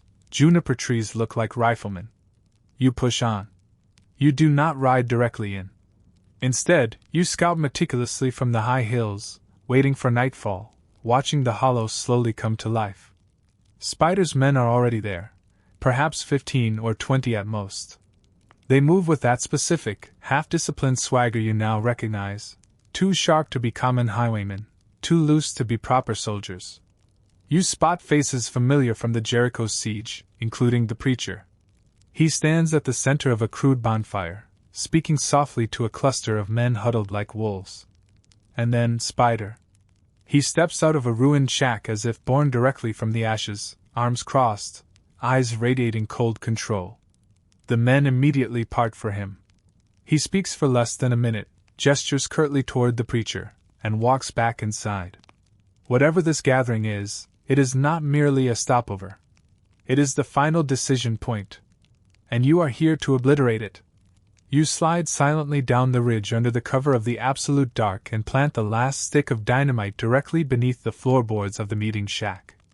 It demands every scrap of nerve you possess. You can clearly hear voices through the thin walls, laughter, quick arguments, world-changing plans being dealt out like poker hands. Spider is inches away. Close enough to shoot, close enough to end this chase with a single pull of the trigger. But you hold back. Killing him now would instantly elevate him to martyred legend. You don't want him dead, not yet. You want him thoroughly discredited. You want his makeshift empire of dirt to collapse around him while he is still conscious enough to choke on the rubble. You slip away, backtracking up to the hills. Light the fuse. 30 seconds. You count every violent beat of your heart. At 17, the explosion tears through the shack like a colossal fist punching through brittle paper. The night sky is instantly illuminated. Wood, bodies, fire, and screams are hurled skyward in a magnificent, horrifying arc. You hear rapid gunfire, shrieks of confusion, someone desperately yelling orders, then more sustained gunfire. And Spider? You don't know. You simply ride. You ride until your horse stumbles and finally gives out beneath you. You ride until your throat is raw and your clothes are stiff with caked blood and desert dust. You ride until you reach a desolate crossroads you passed days before, a place where a lone, old oak leans ominously over the trail, and the signpost points in 3 different directions, none of them promising. You stop there, slide from the saddle, and wait. You have delivered your message. You have lit the fire. Now you wait to see who survives the smoke. Somewhere back in the ashes of Prospect Hollow, Spider Callahan is either dead or has been violently reborn in the flame. Either way, you know you will find him. You always do. You make camp beneath that crooked oak at the crossroads, treating it like holy ground. Yet there is nothing sacred here, just the profound quiet, the cold, and the endless, barren dirt stretching in 3 separate directions, as if fate has given you options but refuses to mark the path that doesn't end in a bullet. The sky hangs low, bruised with dark clouds. Your fire is little more than a flickering whisper, timidly afraid of its own smoke. You are bone-tired, worn thin to the point of transparency. It's been a day and a half since you last ate, and the infection in your shoulders flares up again, throbbing painfully with every beat of your exhausted heart. Yet you remain motionless. You hold tight to the certainty that someone will arrive. Just before the first hint of dawn, the sound comes, the quick, rhythmic pounding of hoofbeats. Not a large contingent, maybe 3 horses, carrying 4 light, fast riders. Quickly, you smothered the small fire, melted into the dense brush, and settled the cold steel of your rifle against your chest. The riders approached slowly, clearly cautious. You squinted into the cold, gray haze of pre-dawn and instantly recognized the lead figure, Marshal Landry. Trailing him were 2 deputies, one with a Winchester slung across his chest, the other riding bareback, looking as if he'd been born fused to the saddle leather. They spotted your riderless horse, surveyed the empty ground, and then Landry let out a low, soft whistle. You stepped out of the shadows. "I thought I told you to be ready," he said, already dismounting. "I was," you answered, your voice flat with fatigue. "You're late." Landry studied you closely, your torn coat, the hollow look in your face, the tremor in your hands. Was it exhaustion or sheer rage? Perhaps a blend of both. He simply nodded, a silent acknowledgement that he understood everything left unsaid. I got your last wire, he said. About the Alliance. Callahan's camp. Prospect Hollow, you corrected. I lit the whole thing up. Didn't stick around to count the bodies. He grunted softly. You think he's dead? You shook your head slowly. I hope he is. But no, I don't think so. Landry drew a heavy flask from his coat and held it out. You took a long, raw swig. The whiskey burned going down, sharp and bitter, like regret tasted pure. He's bleeding, you stated, wiping your mouth. Even if he survived, I made a dent. That camp was his nerve center. They were planning something big. I struck them before the plan hatched. Landry lowered his voice. Word from the east. His name, Spider's name, is spreading. Towns he's never even set foot in. People are talking like he's Jesse James and John Brown rolled into one legend. He's not a hero, you snapped immediately. I know that. You know that. But the folks out there, the ones tired of being taxed by men they've never seen and shot at by ones they have, he looks like hope to them. Ugly hope, yes, but hope nonetheless. A wave of nausea hit you. Landry was right. Spider didn't need to win the war to be dangerous. He only needed to ignite the fuse, to inspire. People will willingly die for a lie if believing it is easier than facing the harsh truth. You detailed everything you'd found, the journal, the planned Apache alliance, the towns marked for immediate takeover, and the dozens of names of men pledged to Spider's cause. Mercenaries, ex-soldiers, half of them already featured on their own wanted posters. Landry listened intently. Then he spoke, saying something that chilled you more profoundly than the pre-dawn air. We need to make an example. You instantly understood the gravity of his statement. Spider's movement wouldn't be extinguished by a simple firefight. It wouldn't perish in a blaze of defiant glory. It had to die through public humiliation and total exposure. The goal was to peel back the legend and expose the man beneath, to force the people to see sweat, fear, and common blood where they currently saw prophecy. But to do that, you had to bring him in alive. And to bring him in alive, you needed his destination. You spent the next full day tracking the tenuous trail leading out of Prospect Hollow. Landry dispatched his deputies west to investigate local homesteads, while you rode south with only a half-eaten biscuit and a canteen that felt impossibly light. The landscape shifted rapidly, the flat plains giving way to jagged stone formations and thick scrub brush, then transitioning into low ridges and narrow slot canyons carved by flash floods long forgotten. Near a dry creek bed, you found a fresh boot print, then a discarded saddle blanket. A mile further, you found a man tied to a mesquite tree, his wrist chafed raw, his face swollen and bruised. Clearly he had resisted too long. You recognized him, one of Spider's lieutenants. You'd seen him at Jericho Flats, grinning around a cheap cigar as he tossed the deputy's shredded badge onto a bar like a worthless poker chip. He wasn't grinning now. You knelt beside him. His eyes fluttered, locking onto yours with difficulty. Callahan, you prompted softly. Where did he go? He tried to gurgle a response, and blood immediately bubbled on his lips. You pressed your canteen to his mouth, but he spat the water out. With a heavy sigh, you pulled out the flask Landry had given you. This he drank greedily. After a moment, he managed to whisper, fell back. North. Took what he had left. Said he's got a hole? A deep hole where they can't follow. Then his head fell slack. You took the time to bury him. Not for his sake, but for your own. The last thing this scorched earth needed was another anonymous corpse left to rot beneath the merciless sun, with no name and no peace. You doubled back, finding Landry waiting patiently at the prearranged crossroads. He's heading north, you reported. Said something about a deep hole? Landry's eyes narrowed slightly. The Devil's Cellar, you frowned, naming the place. Sounds like a good place to die. It's a canyon, he confirmed. Real narrow, real deep. There are old caves in there. Some say they go on forever. Hole up in there, and you could wait out a siege for months. We can't wait months. No, he agreed grimly, we can't. He dispatched his last deputy east to call in every man available. He would ride north with you himself.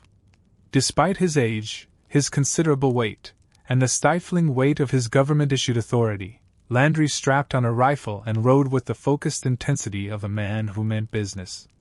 You didn't often respect marshals, but you respected Landry. By sunset, you reached the rim of the canyon. The Devil's Cellar lived up to its ominous name. It yawned open in the middle of the desert floor like a raw, infected wound. There was no wine down there, no birdsong, just a black, open mouth and the scent of cold stone and forgotten secrets. You spotted faint tracks, a few spent shell casings, and far below, the brief flicker of a dying fire. You looked at Landry. He nodded once. We go in at dawn. You settled in at the rim, fixated on the impenetrable dark. Somewhere in that deep fissure, Spider Callahan was nursing his wounds, perhaps praying, perhaps laughing at the irony. In the morning, you would descend, one way or another. The desert before dawn is a strange, deceptive place. It isn't quiet. It hums low, vibrating and alive, like the world is exhaling one long, slow breath. Coyotes yipped and cried in the far-off hills. Pebbles shifted beneath your worn boots even when you were perfectly still. The wind carried a sour, mineral scent, the way it always does near ancient places where men have dug too deep for profit or faith. You and Marshal Landry sat on the lip of the Devil's Cellar, staring into a gorge so black it felt like a half-forgotten dream. Down there lay the man you had chased across half the frontier, Spider Callahan. Broken, perhaps, but certainly not beaten. Wounded, yet undeniably dangerous.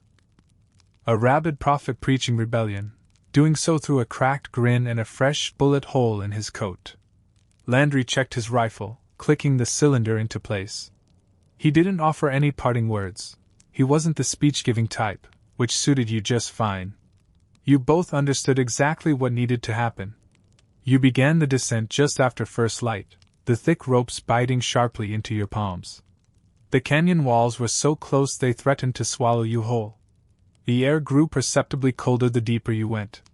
Each echo of your boots in that tight, narrow passage sounded unnervingly loud, like distant gunfire. You kept pressed against the stone, rifle slung, revolver drawn and ready. Landry took the lead. His movements were precise, measured, and efficient. This was clearly not his first time negotiating a cave crawl. At the bottom, the path opened into a network of low tunnels, natural caves branching off in multiple directions like thick roots through the bedrock. It was significantly darker now, but evidence showed intense recent activity. You spotted the stubs of burnout torches wedged into cracks, and even a discarded pair of boots near a wall, their soles worn down to paper thinness. There were undeniable signs of life, movement, and hasty occupation. Then you saw the first body. It was one of Spider's men, or what was left of him, riddled with bullets, and with clear rope marks scored into his wrists. It looked like he had run, been recaptured, and executed quickly. Perhaps there was a traitor in the ranks, or maybe Spider had finally run out of patience with failures. Either way, the message was clear and vital. The organization was crumbling. You pressed on deeper. When the tunnel forked, you and Landry made the calculated decision to split up. It wasn't ideal, but it was the only way to cover the necessary ground. You pulled a stick of chalk and scored a mark high on the wall, a habit born of necessity. You'd learned it years ago while chasing a bank robber through a flooded silver mine. You'd nearly died trying to retrace your steps in the absolute blackness. Some promises, especially those made when facing death, stick fast. You walked for what felt like endless hours. The wavering light from your lantern played visual tricks on the rough walls, transforming shadows into staring faces and making cracks appear to shift and move. At one point you stopped dead, convinced you heard the faint sound of breathing that wasn't your own. But there was only silence, just a massive, silent cave, watching. And then you found the room. It was unremarkable, a natural subterranean chamber with a fire still smoldering weakly in the center, smoke curling up toward a thin fissure in the ceiling. There was a blanket, a canteen, a scatter of maps, and on the far side, half obscured by the deep shadow, sat Spider Callahan. His back rested against the rough rock wall, knees drawn up, rifle resting loosely across his lap. His eyes flickered once toward you and then settled, meeting yours, as if he hadn't been surprised in the slightest by your arrival. You immediately raised your weapon. He didn't move. You blew up my church, he stated calmly. You declared war, you countered. He gave a short, bitter laugh. I never wanted war. I wanted freedom. No, you insisted. You wanted control, and you wanted people to call it freedom so you could sleep at night. He merely shrugged. Maybe. You stepped closer, your boots grinding harshly on the gravel floor.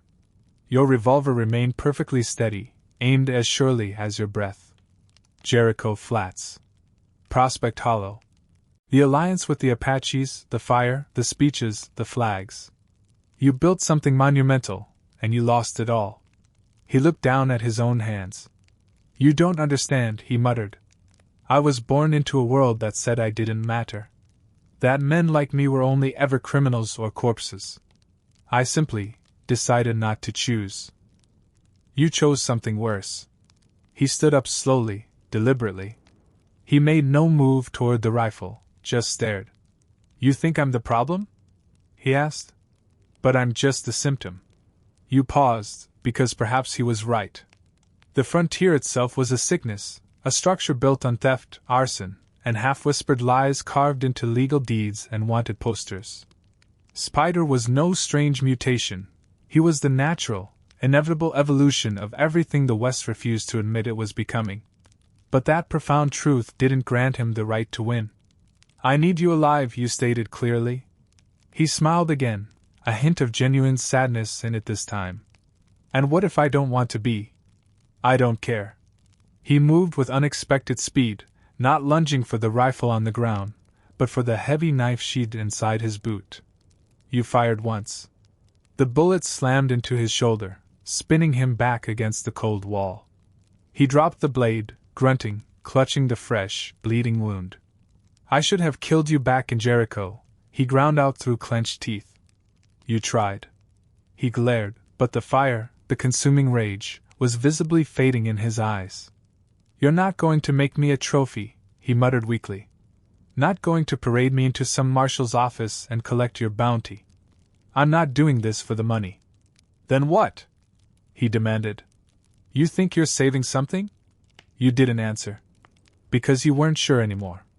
You bound his wound, efficiently but without gentleness. He cursed, he spat, he threatened, but he didn't fight back. He knew, with absolute certainty, that it was over, the chase, the movement, and maybe even the man he had tried so desperately to become. Landry located you both about an hour later. He offered neither a smile nor a nod. He simply knelt to examine the wound, then looked you straight in the eye. You really did it, he said. No, you replied. He did.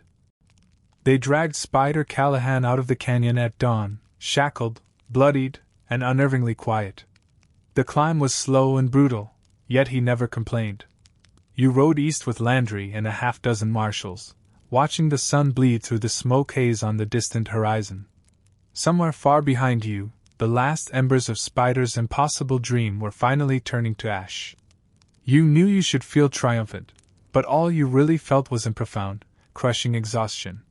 Spider watched the endless desert roll by from the barred window of the prison wagon. At one point, he called out to you. You know this won't stop.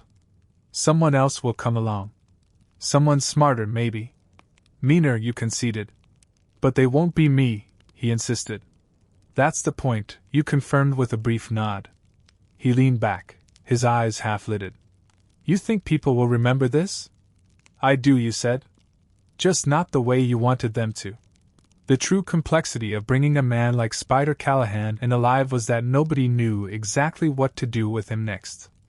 For weeks, he had been pure myth, a rumor that rode the wind and wildfire, whispered urgently in saloons, shouted in sheriff's offices, and scribbled onto wanted posters crookedly nailed to dusty walls. He was the uncatchable outlaw, the preacher with a pistol, the revolutionary with charm in his voice and a revolver deep in his soul. Now, he sat in a little cage, legs shackled, shoulders stitched, his half-lidded eyes bouncing inside a prison wagon like any common, two-bit bandit on his way to the gallows. He wasn't dead yet, but he certainly wasn't free, and the limbo of his capture was driving the territory into a frenzy. Marshal Landry, of course, had a plan. He always did. You were tasked with escorting the prisoner to a federal court in Ellsworth City, a place where judges wore polished city boots and wielded pens like cold bayonets. A full company of marshals was scheduled to meet you halfway. Spider would be tried publicly, officially, no hidden deals, no quiet proceedings, no convenient assassination on the trail, no bullet in the dark. The entire establishment wanted the trial itself to be the final, crushing death blow. They wanted him to hang, yes. But more than that, Landry told you one night over Bittercamp coffee, the firelight flickering across both your faces. They want the people to witness him fall, in broad daylight, in chains. You nodded. You understood completely. A bullet might kill a man, but only a public trial could truly kill a myth. And Spider Callahan had been a myth for far too long. Still, the road to Ellsworth was not paved with justice or good intentions. It cut through wild, unforgiving country, open plains and scorched, bleeding hills. You rode ahead of the prison cart, close enough to occasionally catch Spider's silhouette through the bars, yet far enough to maintain vigilance over the rugged terrain. You fully expected an ambush, a desperate, last-gasp attempt by his loyalists to free him. But nothing came. Not on the first day, nor the second. It was the third day when the environment itself began to feel wrong. You woke to a silence that was too absolute, too complete. No birdsong, no breeze, just a hushed pressure that tightened around your skull like a fever. You stepped out of your tent, stretching the soreness from your back, and immediately spotted the tracks, fresh signs circling the perimeter. At least 4 riders, close enough that you could distinguish the horseshoe patterns, and they weren't yours. Landry, you called out. He was already awake, rifle held loosely, staring toward the distant, dusty hills. They're watching, he said flatly. You followed his gaze, seeing nothing, yet feeling everything, the presence of silent eyes, and hidden hearts beating in unnatural rhythm with the earth. You and the other marshals tightened the formation.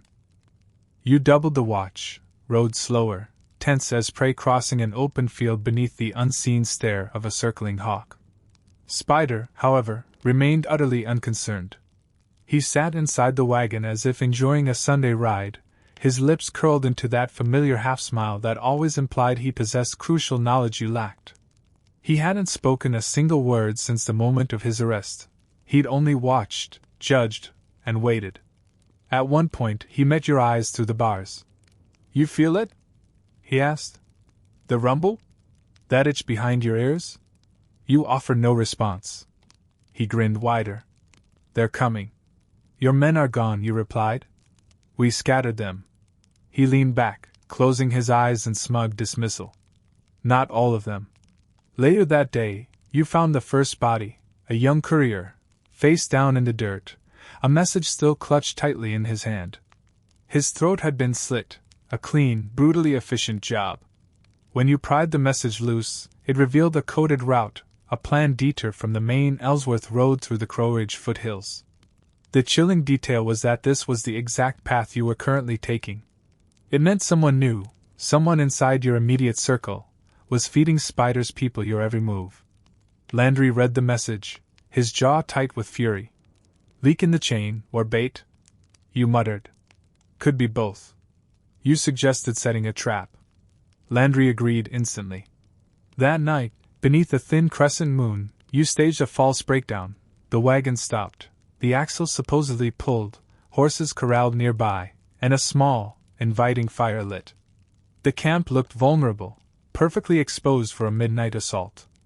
You, Landry, and 3 marshals hid among the nearby rocks, rifles ready. You waited. And waited. Finally, a shadow moved, then another. Low creeping figures, 3, perhaps 4, knives glinting faintly. No guns. These were assassins, not soldiers. They wanted silence. You allowed them to get painfully close before Landry fired the first shot. Chaos erupted. Yells, blinding muzzle flashes, dirt spraying, and horses panicked. 2 attackers dropped instantly. A third turned to flee and was anchored down by a single, precise shot from your revolver. The last one, wounded, tried desperately to crawl away. You caught him, dragging him back toward the fire where Spider watched, visibly amused, through the bars. "Who sent you?" you demanded. The man spat blood onto the dirt. Landry knelt beside him.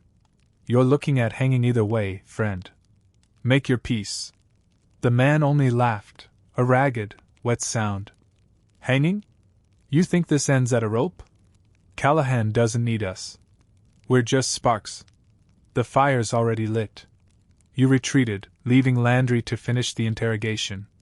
You couldn't bear to listen to another man speak in riddles, acting as if prophecy was woven into his very bones. When it was finished, the body count was 4. Spider hadn't moved, but he spoke again just as you were saddling up. "You can't kill a wildfire," he stated. You rode on. Nobody spoke for miles. Ellsworth was still 3 days away. You knew you might not make it, but you were certain of this: Spider Callahan would not die quietly, and neither would the madness he had unleashed. By the time the spires of Ellsworth City finally rose into view, red brick and gold catching the morning sun, you felt you had aged a year and 3 days. Every mile from Crowridge had been a tightrope walk strung above a screaming storm. The ambushes, the shadow riders, the fever that had claimed one of Landry's deputies, and the quiet, smug certainty in Spider Callahan's eyes had stretched you thinner than a desperate prayer muttered on a battlefield. Ellsworth was huge, far larger than any settlement you'd seen in months. Brick buildings, telegraph poles standing rigid like rifles pointing skyward, iron railings, and wide boulevards. This was civilization. They called it safety, if you asked anyone who hadn't been forced to draw a pistol before breakfast. To you, it was merely the place where legends came to be broken. And this myth of a man, Spider, was about to confront the one force more dangerous than bullets or bounty hunters, a courtroom. The prison wagon rattled down the main street of Ellsworth like a funeral procession for the truth itself. People lined the sidewalks, wide-eyed, many holding their hats in hand. Some openly spat when they saw him. Others stared as if they were watching a resurrected ghost. One woman, inflamed with fervor, actually hurled a Bible at the wagon. It struck the iron bars and fell to the dirt, the pages fluttering helplessly like wounded birds. Spider didn't flinch. He simply leaned his head against the cold bars and smiled, looking for all the world as if he were being driven to his coronation. Landry went inside to handle the necessary paperwork. You stood on the courthouse steps, hands settled on your hips, dust caked deep into every crease of your coat. You knew you should be feeling something, pride, perhaps, or grim satisfaction. Instead, you felt hollow, like a tool used too often, dulled by endless repetition and soaked through with blood that was never truly yours. Inside, Spider was placed in a holding cell so sterile and clean it seemed visibly offended by the man it now contained. Iron bars, concrete walls, a single cot. He remained silent, just as he had since the last attack, but he watched. Always watching. A crowd quickly materialized for the hearing. Word had traveled faster than wildfire. People craved a glimpse of the man who had nearly ignited a full-scale desert war, who had conquered towns through charm and gunfire, who had strung his own wanted posters across the territory and dared the law to chase him. You settled into the back row, your hat pulled low, acutely aware of the curious glances flicking your way. "That's him," someone whispered. "The bounty hunter who brought in Callahan." They didn't speak your name. You didn't blame them. Spider's name had eclipsed everyone else's. The judge arrived, stern-faced, the type of man who carved sentences into stone rather than merely speaking them. The judge commenced the formalities, then began listing the charges: arson, treason, conspiracy, grand theft, multiple counts of murder, impersonation of a federal officer, obstruction of justice, sedition, and a dozen other sins with impossibly long names and even longer potential punishments. Spider sat through the recital in absolute silence. Then, when asked how he pleaded, he slowly rose, straightened his spine, smiled broadly, and said, "Guilty." A collective gasp swept through the crowded courtroom. Even the stern judge blinked stunned. But Spider wasn't finished. Guilty, he repeated, his voice ringing clearly. Of all of it. And I'd do it again. The judge slammed his gavel down, demanding order, but Spider ignored him. You want me to apologize? He asked the room. For what? For shaking a dead system awake? For standing up when every decent man laid down and let the banks steal their land? For giving people something tangible to believe in? You gave them bullets and graves, the judge snapped back. And hope, Spider countered instantly. Hope with teeth. You watched Landry. He didn't flinch, but his jaw was rigid. The judge immediately declared that the trial would continue the following day. No verdict yet. No sentence. Not yet. Outside, the town was already buzzing, a hive of chaos. Newspapers were spinning sensational headlines. Protesters shouted on the courthouse steps, some waving crude flags bearing Spider's image, others loudly demanding his immediate execution. The entire city was boiling over. Landry called a strategy meeting that night.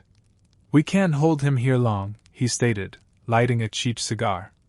The court intends to make a spectacle, but if we wait too long, he'll transform from a criminal into a cause. You hear those chants out there? You nodded. You'd heard them loud and clear. Then what? You asked flatly. Just shoot him behind the stable. No, Landry replied, shaking his head. We finish the trial. Do it proper. Then we hang him in the square. You think that'll stop what he started? I think it's the only shot we've got. That night you dreamed of the desert burning. You saw Spider standing tall on a platform constructed of bleached bones, preaching feverishly to a crowd composed entirely of shadows. Your own face was among them. So was Landry's. So were the faces of all the dead. You awaken, soaked through with a cold sweat that offers no relief. Seeking answers or just air, you step outside. The town is silent. Ominously so. Lantern light shivers behind window panes, casting nervous shadows. Guards are already doubled up, standing watch near the courthouse and the jailhouse doors. You move to the cell block, compelled by a horrible suspicion, and confirm the inevitable: Spider is gone. The iron bars of the cell were not merely broken, they were warped, twisted, and almost melted, defying the very laws of physics and metallurgy. There was no sign of struggle, no pool of blood, only a chilling, theatrical absence, the empty cotton of his prison uniform and a scrap of paper pinned violently to the wall by a massive railroad spike. The message was stark, scrawled in defiance: told you I wasn't finished. Panic tore through the town within the hour. The judge immediately declared a total lockdown, and even Marshal Landry's hardened face went sheet white. You, however, remained rooted to the spot, silent and still, because a cold certainty settled over you. Deep down, you had known this was coming. You felt the dreadful inevitability in your very bones. Spider was never destined to rot in a cage. He was the kind of man who either finishes what he starts, or dies gloriously in the attempt. And now he is loose again. And it is profoundly worse this time. I know it, because now he is unburdened by the need for construction. His entire focus is destruction. A heavy silence descends after a jailbreak like this, an eerie, stunned lull before anyone can truly regain their footing. No one dares to raise their voice, no one moves too quickly. It's the kind of unnerving quiet you find standing at the edge of a great cliff, when the earth still vibrates from the colossal thing that just plummeted into the abyss. Spider Callahan has vanished from a supposedly secure federal courthouse cell, not by clever keys, nor by bribing a sleepy guard. The iron was tortured, melted almost, as if the established laws of man and metal had ceased to apply the very second he decided they no longer mattered to him. You stare at the railroad spike driven into the adobe wall for a long time. Not because of the arrogant words it bears, but because of what it implies. It isn't a simple threat. It isn't merely a message. It is a promise etched in iron. He's not simply running again. He's systematically burning the entire map behind him. Marshal Landry is already barking orders, frantically moving his men, shutting down the city like a desperate general under heavy siege. Deputies are sent galloping in every conceivable direction. Riders scramble through the gates with tattered wanted posters flapping from their saddlebags like broken, frantic flags. The judge's face is purple with impotent fury, but even he cannot issue a legal ruling on thin air. You lean against a stone pillar and feel the full, crushing weight you've been carrying since this whole bloody mess began finally settling deep into your ribs. You caught him, delivered him, sat through the spectacle of the trial, and still, the man simply walked out under everyone's terrified nose as if it were nothing more than another Tuesday chore. You aren't even angry anymore. You are deeply, profoundly tired. You head toward the saloon because it is the only building left in Ellsworth with its lights still blazing and, crucially, no one shouting. Inside, the place is thick with anxious murmurs, wild speculation, and increasingly outlandish stories. People claim they saw Spider stroll right out the front door dressed as a humble priest, or perhaps carried off on a white stallion by cloaked, smoke-shrouded followers. One man swears Spider transformed himself into a hawk and simply flew away. Another drunk is soused enough to actually believe it. You take your usual, solitary spot at the end of the bar. The barkeep automatically pushes a glass toward you without asking. He studies your face for a moment, then asks, "You going after him?" You do not offer an answer because of course you are. Of course you are going to chase him yet again. There is no other recourse. No backup, no cavalry preparing to crest the ridge. This isn't about simple justice anymore, it's about existential balance. You are the only remaining force preventing the scale from tipping all the way into total chaos. And deep down, you are beginning to realize that perhaps that was always your job, even if no one ever bothered to say it aloud. You finish the drink, toss a coin onto the wet wood, and walk out into the dark. The trail remains absolutely cold for the first 20 miles. No prints, no rumors, no ghost riders sprinting ahead to carry the word of his coming. But near the treacherous edge of a canyon pass known locally as Widow's Teeth, you find something jammed into the rocks. A boot, worn, weathered, and lined with old, dark blood. It's not Spider's size, a deputy's, maybe. You search the immediate area and uncover signs of a vicious scuffle, a smashed pistol buried in the loose sand, a tattered scrap of dark fabric caught on a thorn bush, a shattered horseshoe. He had help. You find the body a little farther on, the throat slit clean, the eyes wide open. The same dreadful emptiness you've seen far too many times now. The same chill that runs down your spine every single time Spider manages to get a little farther ahead. You bury the deputy. You keep moving. By day 3, the trail shifts from empty to actively taunting. You stop at a halfway post in the middle of nowhere, just a dirty watering hole and a shack held together by rust and prayer, and find a page ripped from a newspaper nailed to the door. It's an article detailing the trial, complete with Spider's notorious smile as he pled guilty. His declaration is scrolled across the printed article in violent red ink. You can't hang a man who's already a martyr. You rip it down, crushing the paper in your fist. Your horse snorts, as if even he is growing tired of this escalating theater. But you ride on, because something unsettling is beginning to stir out here. It's in the guarded way people talk, when they talk, and in the pregnant silence that follows the mention of his name. The official lawmen are nervous, but it's the farmers, the ranchers, and the lonely drifters who scare you more. They look hopeful, like Spider has performed something noble, like his escape was divine and inevitable. And you remember Landry's bitter words, *, you don't just kill the man, you kill the myth. *, but that myth is now slipping through your desperate fingers. You reach a small rail junction town called Burntree late on the 5th day. It is barely more than a loading dock and a few rough houses nestled into the canyon's edge, yet tonight it is strangely bustling. Smoke rises thick from chimneys, horses are being brushed down, and music pours out of the saloon as if someone is deliberately trying to pretend the world isn't actively coming undone. You check the post outside the general store. And there it is, a new poster. Spider Callahan, wanted still, but now the reward is $25,000 and something else entirely. A stamp. Federal enemy number 1. Capture by any means. You are tearing it down just as a voice calls out behind you. You missed him by a day. You turn. An old rancher, long gray beard, dust-covered hat, is leaning against a crate as if his bones finally gave out last week. Said he needed supplies, paid double, left heading west. Alone? The old man shrugs, the movement weary. Had 2 others with him. Young, scared. One called him Brother Callahan. You don't offer a reply. There is nothing left to say.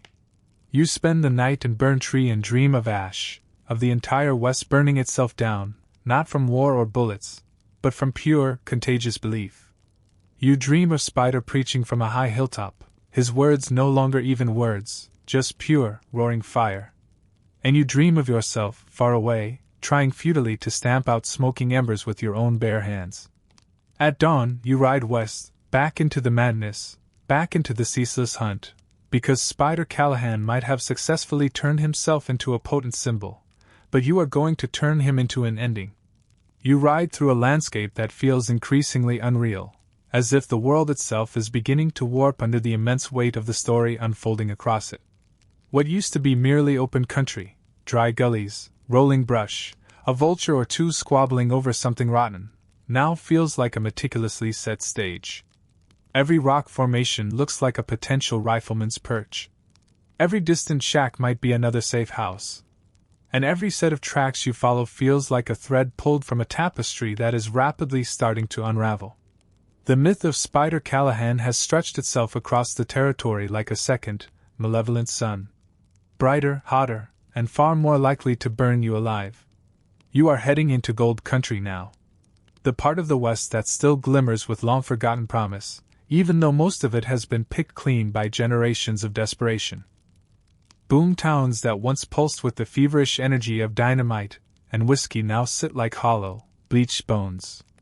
Their saloons are full of silent ghosts and floorboards that don't creak so much as groan underfoot. It is here, in the skeletal remains of these gold rush dreams, that men like Spider find places to hide, or worse, places to plant deep, resilient roots. The first concrete sign is a town called Whetstone. It hasn't been on most maps for a decade, not since the mine collapse that sent half the main saloon sinking into a fault line and the remaining population scrambling for safety. But now it's back. You roll in near dusk and spot spotlights in windows, lanterns burning brightly, fresh wagon tracks in the dust, and even a rope line strung between buildings with laundry flapping in the wind, like someone is aggressively trying to pretend this is a normal place again. And outside the general store, another poster, but not a wanted poster this time, a recruitment notice. The Frontier Free State welcomes you. It reads in crisp, bold print. A land for the forgotten, the betrayed, and the brave. No taxes, no marshals, no kings, but the land and the man who tends it. And at the very bottom, in that delicate, red ink, Brother Callahan. You spit into the dust. Whetstone has been taken, not by open force, but by suggestion. You can sense it in the way the people move. Not exactly afraid, but profoundly cautious. Like a family who has just taken in a very charming, very dangerous guest and desperately doesn't want to utter the wrong thing in front of him. You ask a boy near the stable if Spider came through. He nods once, silent. That's all the answer you get. You ride on. Next is a place called Denton Fork, or what pitiful remnants remain of it. It used to be a vital watering post for miners and desperate gamblers. Now it's largely burned out. 2 buildings still stand, a church, barely, and a bar with no roof. But nailed to the charred beam above the bar entrance is something you absolutely did not expect. A body. One of the bounty hunters who vanished last week. He's strung up, gruesomely skinned, and branded. The mark on his chest, a circle with an X slashed through it. You've seen that mark before, carved into fences around Spider's earliest encampments. No clear meaning, but always present where violence bloomed. This isn't just a simple message. It's a declaration of war. You bury the man with your own hands, no ceremony, just dirt, sweat, and a quiet apology either of you truly believes. That night you sleep in the ruins of the saloon. Your back is pressed against a crumbling wall, your gun across your lap. You do not dare light a fire. The wind howls. Somewhere nearby, coyotes tear into something they didn't have to kill themselves. You think of Spider, of the people now calling him brother. Of the way his smile lingered in the courtroom, even as the cell door slammed shut. He knew he'd escape. Hell, maybe the trial was the entire plan all along. He's not hiding anymore. He is expanding. By the time you reach Blister Ridge, it is full daylight. The town is actively crawling with movement, people hammering together makeshift walls, women diligently sewing flags, children running barefoot chasing pigs between the rough cabins. It's not a town anymore. It's a settlement, a nascent colony. And on a central post where the sheriff's notice board used to hang, there's a tall, hand-painted sign. Welcome to the Free State of the West. Below it, another sign, martial authority not recognized. You ride through like you belong. No one attempts to stop you. But no one greets you either. These people aren't friendly. They are deeply committed. And that, you realize, is far worse. You spot at least 10 armed men within plain eyesight, pretending to mend fences, pretending to talk about supplies, but every single one of them is watching you with the quiet calculation of someone instantly prepared to shoot if you take a wrong step. You tie your horse outside the old jail, which has now been converted into a free supply depot. Inside, it smells heavily of tobacco and sweat. A man with a ledger offers you food, boots, or bullets in exchange for loyalty. What exactly does that mean? You ask. He merely shrugs. Just a name on the page. You leave. Behind the jail, you find something else. A wagon branded with the seal of the U.S. Marshal Service. The seal has been violently slashed. A bullet hole is driven right through the star. There's dried blood staining the floorboards. Spider's people aren't just recruiting. They are systematically cleaning up after the law. You ride hard again, this time toward a canyon range called Gravel Jaw, where you once chased a horse thief into a literal den of vipers. It's the kind of place only men with absolutely no future go. And Spider's future is rapidly catching up to him. You camp just outside, settling in the shadow of a colossal boulder shaped vaguely like a crouching bear. From there, you can clearly see smoke in the distance. Campfires, dozens of them. A temporary city hidden deep in the rocks. You find a trail up the ridge, quiet, loose stones, half-visible footprints. At the top, you spot it all. The main camp, tents, perimeter guards, a preacher's platform built hastily from wagon wood. At least 30 people, perhaps more. This is not a simple hideout. It is a capital. And there, near the largest tent, with a rifle slung casually across his back and a bandaged hand resting on the hilt of a knife, is Spider Callahan himself, smiling, alive, and utterly unbothered, as if he has been waiting for you to arrive. You don't move. You don't breathe. You simply watch. Because now you finally understand something terrible and profound. You didn't delay the rise of Spider Callahan. You delivered it by chasing him. By catching him. By proving to the world that even the most wanted man in the territory could stand tall, deliver a rousing speech, and walk away in chains only to break them again with impossible ease. You gifted him his legend. And now, to fix it, you are going to have to shatter him all over again. You stay perched on that ridge above Gravel Jaw until the sun sinks low and bleeds across the desert like a fresh, open wound. Down below, Spider Callahan's camp pulses with a quiet, organized energy. Lanterns glow in tidy rows, silhouettes move from tent to tent with unmistakable purpose. Guards walk loops tight enough to suggest heavy drilling. You watch men unload heavy crates marked with military stamps. They pry them open to reveal new rifles, ammunition, even powder kegs. You see young boys carrying firewood, women tending stew pots that could easily feed a small army. And in the center of it all, always Spider. Not hiding, never afraid. He walks through the camp like a man who has already won. And maybe, in some sick way, he has. You're watching a myth become a government. No longer just a man with a gun and a sermon. Now a powerful symbol with a devoted following, land, and resources. His flags hang from wagon wheels and broken fences. Black cloth emblazoned with that same X in a circle you saw branded into the bounty hunter's chest back and Denton fork. A symbol without a clear explanation, but loaded with absolute power. It speaks directly to pain, defiance, and a refusal to be forgotten. You can clearly see how he's managed it. The speeches, the unsettling smile, the way he never begs and always listens. You remember watching him in that courtroom, how even his silence managed to turn heads. Spider doesn't need to fire the first shot anymore. He merely has to step forward and the bullet follows. You know going in tonight would be suicide, but you are far past the point of being cautious. This ends here. You wait until full dark. The stars blink open above you, and the wind picks up just enough to carry sound in the wrong direction. Your direction. Perfect. You descend the ridge, moving quiet and careful. The stones shift underfoot like dry bones. Every step closer to that camp is another beat of your heart that you might not get back. You reach the very edge just as one of the perimeter guards rounds the corner. You don't hesitate. Knife up, quick and utterly silent. He drops without a sound. You drag him into the brush. Check his pockets, extra cartridges, a folded map, and a tiny, leather-bound book with 3 names inside. None of them are yours. You move deeper, past the storage wagons, past the tent where 2 men are snoring loud enough to wake the dead, until you reach the fire circle at the camp's heart. And there he is. I woke up soaked in sweat, the lingering dread of the night making my skin crawl. I went for a walk.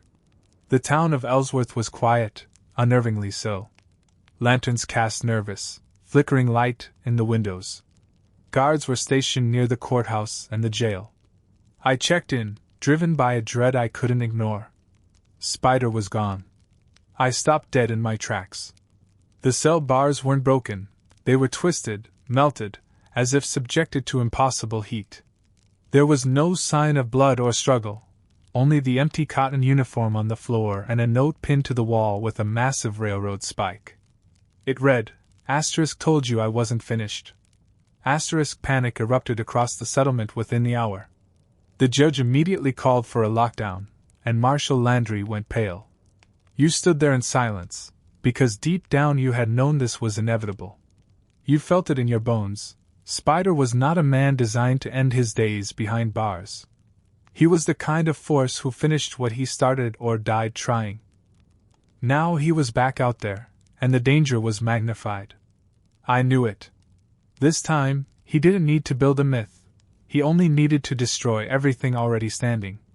A unique silence descends after a jailbreak, an eerie, stunned lull that lasts until people find their footing. No one spoke above a murmur. No one moved too fast.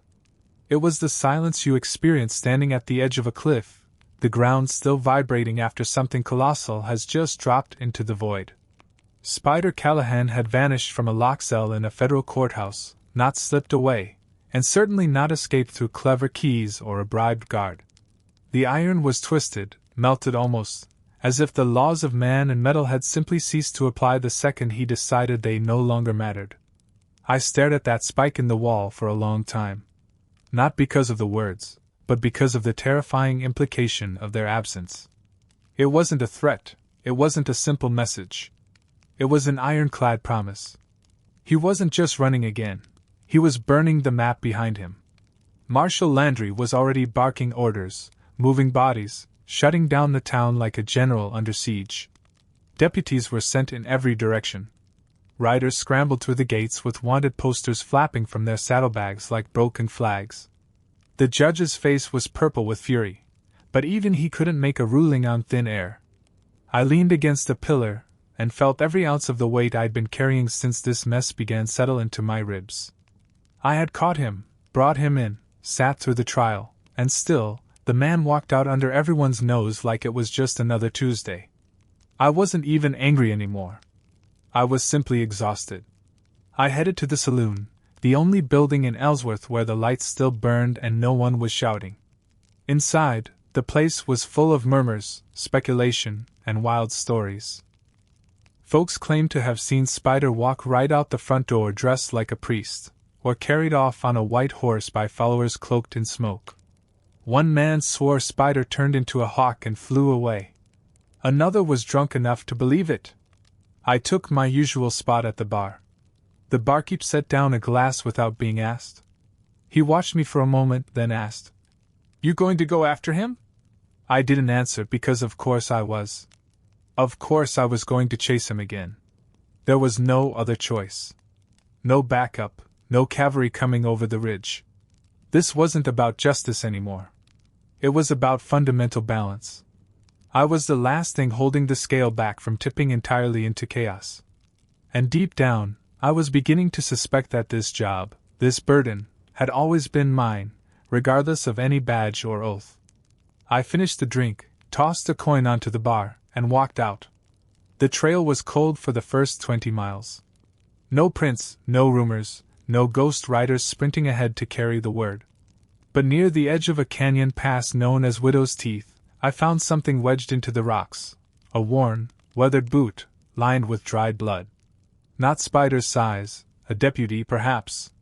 I searched the area and found clear signs of a scuffle, a pistol buried in the sand, a piece of torn fabric caught on a thorn bush, a shattered horseshoe.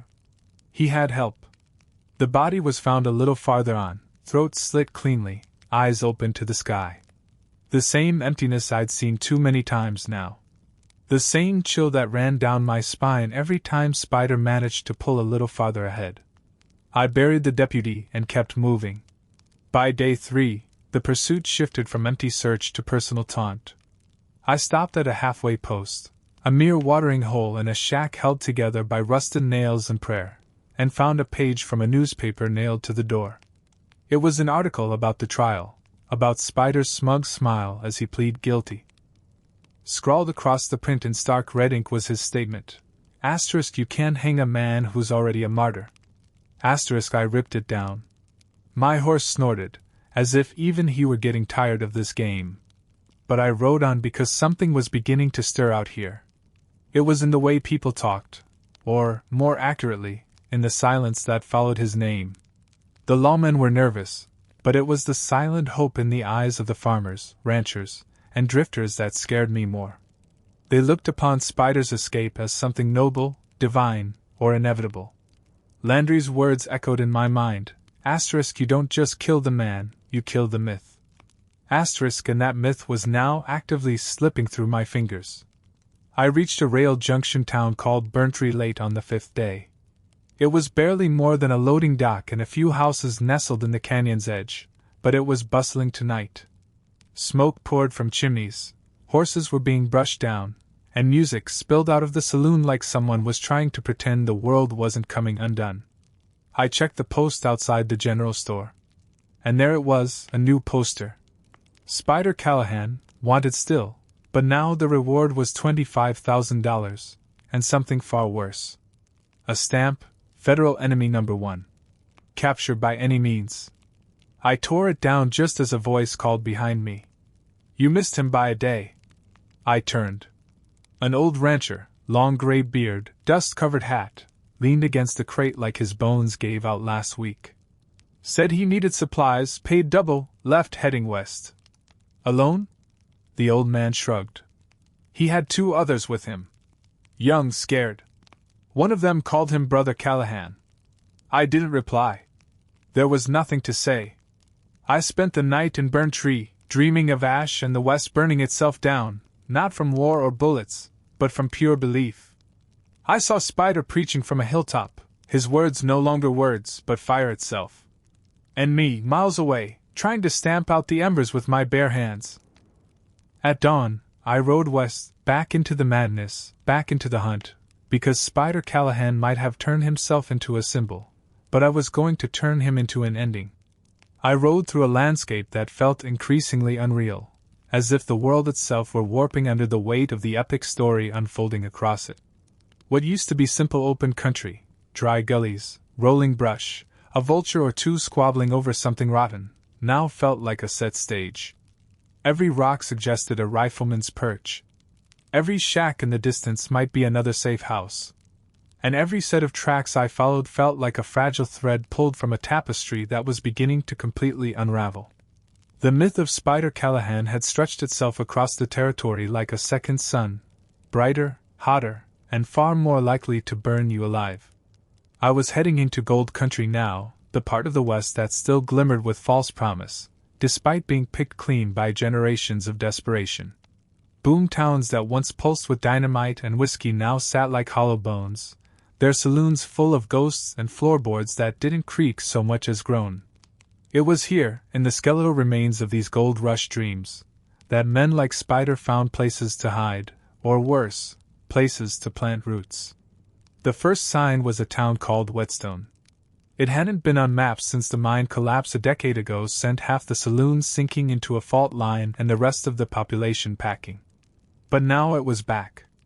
I rolled in near dusk and saw spotlights in windows, newly hung lanterns, fresh wagon tracks, even a rope line strung between buildings with laundry flapping in the wind, a forced effort to appear normal. Outside the general store, there was a new poster, not a wanted notice, but a recruitment flyer. "The Frontier Free State welcomes you," it read in crisp, bold print. Asterisk a land for the forgotten, the betrayed, and the brave. No taxes, no marshals, no kings, but the land and the man who tends it. Asterisk and at the bottom, in delicate red ink, asterisk Brother Callahan. I spat in the dust. Whetstone had been taken, not by open conflict, but by insidious suggestion. I could feel it in the way the people moved. Not afraid, exactly, but cautious. Like a family who's just taken in a very charming, very dangerous guest and doesn't want to say the wrong thing in front of him. I asked a boy near the stable if Spider came through. He nodded once, silent. That was all. I rode on. Next was a place called Denton Fork, or what was left of it. Used to be a watering post for miners and gamblers. Now it was burned out. 2 buildings still stood, a church, barely, and a bar with no roof. But nailed to the burnt beam above the bar entrance was something horrific, a body. One of the bounty hunters who vanished last week, strung up, skinned, and branded. The mark on his chest was a circle with an X through it, a symbol I'd seen carved into fences around Spider's earliest camps. It carried no clear meaning, but it always appeared where violence bloomed. This wasn't just a message. It was a terrifying warning. I buried the man with my own hands, no ceremony, just dirt, sweat, and a quiet apology neither of us believed. That night I slept in the ruins of the saloon, back against the wall, gun across my lap. I didn't light a fire.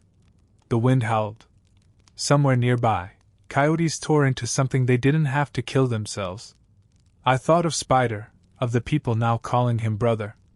Of the way his smile lingered in the courtroom, even when the cell door slammed shut. He knew he'd escape. Hell, maybe the trial was the plan all along. He wasn't hiding anymore. He was expanding. By the time I reached Blister Ridge, it was full daylight. The town was crawling with purposeful movement, people hammering together makeshift walls, women sewing crude flags, children running barefoot chasing pigs between cabins. It wasn't a town anymore. It was a functioning settlement, a colony. On a central post where the sheriff's notice board once hung, there was a tall, hand-painted sign, asterisk welcome to the Free State of the West. Asterisk below it, another sign, asterisk martial authority, not recognized. Asterisk I rode through like I belong. No one stopped me, but no one greeted me either. These people weren't friendly, they were committed, and that was far worse. I spotted at least 10 armed men just within eyesight, pretending to mend fences, pretending to talk about supplies, but every one of them watching me with the quiet calculation of someone prepared to shoot if I stepped wrong. I tied my horse outside the old jail, now converted into a free supply depot. Inside, it smelled like tobacco and sweat.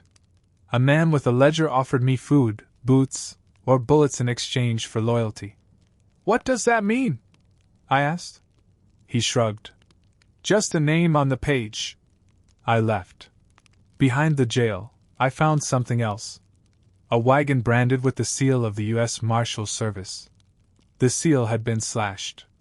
A bullet hole right through the star. There was dried blood on the floorboards. Spider's people weren't just recruiting. They were cleaning up after the law. I rode hard again, this time toward a canyon range called Gravel Jaw, where I once chased a horse thief into a literal den of vipers. It's the kind of place only men with no future go. And Spider's future was catching up to him. I camped just outside in the shadow of a boulder shaped like a crouching bear. From there, I could see smoke in the distance. Campfires, dozens of them. A temporary city hidden in the rocks. I found a trail up the ridge, quiet, with loose stones and barely visible footprints. At the top, I spotted it, the main camp. Tents, guards, and a preacher's platform built from salvaged wagon wood. At least 30 people, perhaps more. This wasn't a hideout, it was a capital. And there, near the largest tent, with a rifle slung across his back and a bandaged hand resting on the hilt of a knife, was Spider Callahan himself, smiling, alive, and completely unbothered, as if he had been expecting me all along. I didn't move. I didn't breathe. I just watched. Because now I understood something terrible. I hadn't delayed the rise of Spider Callahan. I had delivered it. By chasing him, by catching him, by proving to the world that even the most wanted man in the territory could stand tall, give a speech, walk away in chains, and break them again, I had gifted him his legend. And now, to fix it, I was going to have to break him all over again. I stayed perched on that ridge above Gravel Jaw until the sun sank low and bled across the desert like an open wound. Down below, Spider Callahan's camp pulsed with quiet energy. Lanterns glowed in tidy rows, silhouettes moved from tent to tent with purpose. Guards walked in loops tight enough to say they drilled. I watched men unload crates marked with military stamps, prying them open to reveal rifles, ammunition, even powder kegs. I saw young boys carrying firewood, women tending stew pots that could feed an army. And in the center of it all, always Spider. Not hiding, not afraid. He walked through the camp like a man who's already won. And maybe in some sick way, he had. I was watching a myth become a government. No longer just a man with a gun and a sermon, now a symbol with a following, land, and resources. His flags hung from wagon wheels and broken fences, black cloth with that same X in a circle I saw branded into the bounty hunter's chest in Denton Fork. A symbol without a clear meaning but loaded with power. It spoke to pain, defiance, a refusal to be forgotten. I could see how he'd done it. The speeches, the smile, the way he never begged and always listened. I remembered watching him in that courtroom, how even his silence turned heads. Spider didn't need to fire the first shot anymore. He just had to step forward and the bullet followed. I knew going in tonight would be suicide, but I was past the point of being cautious. This ends here. I waited until full dark. The stars blinked open above me, and the wind picked up just enough to carry sound in the wrong direction, my direction. Perfect. I descended the ridge, quiet, careful. The stones shifted underfoot like bones. Every step closer to that camp was another beat of my heart that I might not get back. I reached the edge just as one of the perimeter guards rounded the corner. I didn't hesitate. Knife up, quick and silent. He dropped without a sound. I dragged him into the brush, checked his pockets, extra cartridges, a map, and a tiny leather-bound book with 3 names inside. None of them mine. I moved deeper, past the storage wagons, past the tent where 2 men were snoring loud enough to wake the dead, until I reached the fire circle at the camp's heart. And there he was, Spider, sitting by the flames, coat unbuttoned, boots scuffed, the bandage on his hand now dark with dried blood. He was alone. No guards, no followers, just him and the firelight licking at his face, like he knew I'd come. I stepped forward, gun already drawn. "I should shoot you," I said, my voice low and steady. He didn't flinch, merely looking up, as calm as a preacher before the altar. "You've been trying to for months," he replied. I circled the fire, maintaining distance. "You escaped custody. That's another noose around your neck." "Another one." He chuckled. "You think I haven't lived with rope in the mirror every day for the past 10 years? I think you're stalling," I said. "For what? A rescue?" "No," he replied. "For you." He gestured to a log across from him. "Sit. You look tired." I didn't sit. "Why are you here, Spider?" I asked. "Why this? You could have disappeared. Mexico, Canada, anywhere. But you stayed. You built this. He leaned back, the firelight dancing in his eyes. Because I'm tired of running. Because I've seen too many towns left to rot. Too many families buried because some railroad deal made a piece of land worth killing for. And because if a man like me doesn't stand up, no one else will. I spat into the dirt. You're not a hero. You're a killer with a better vocabulary. He nodded slowly. Fair. But that's still more than most. I leveled the gun at him. I'm taking you in. Alive if possible. He didn't move. Didn't blink. You won't make it out of this camp. Maybe not, I said. But I'll try. He stared at me for a long moment, the fire cracking between us. Then he sighed and leaned forward. You've been chasing me so long, he said softly. Did you ever stop to wonder who you are without me? I'm not like you, I replied instantly. I know, he said, a genuine warmth in his tone. That's why I've always liked you.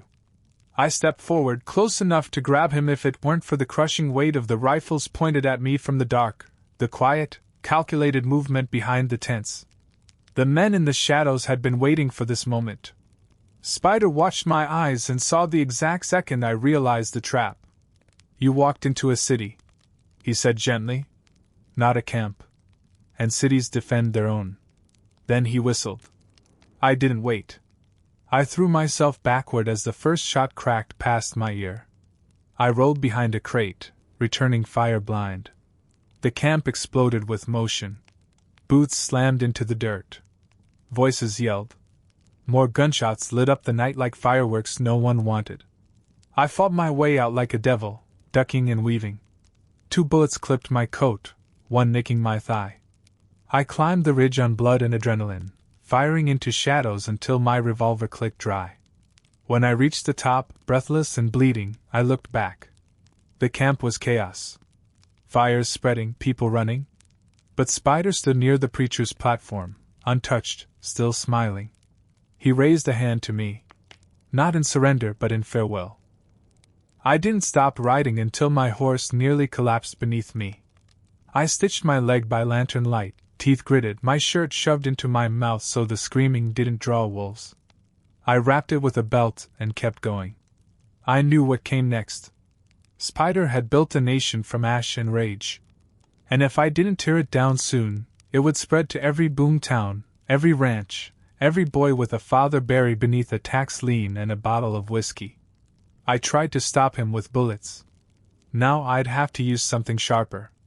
I limped into dry water 3 days later, barely conscious, held together by whiskey, stubbornness, and a bit of borrowed luck.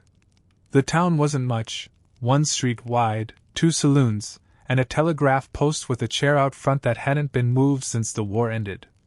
But it had walls, people, and a doc who owed me a favor from that time I pulled his son out of a barber roll gone sideways.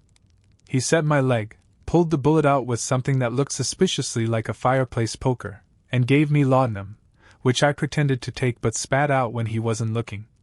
Pain reminds you you're alive. That's about all that was keeping me grounded now. I stayed in dry water for 5 days, watching from the shadows as words spread like rot. The town's paper ran the headline. The Prophet returns.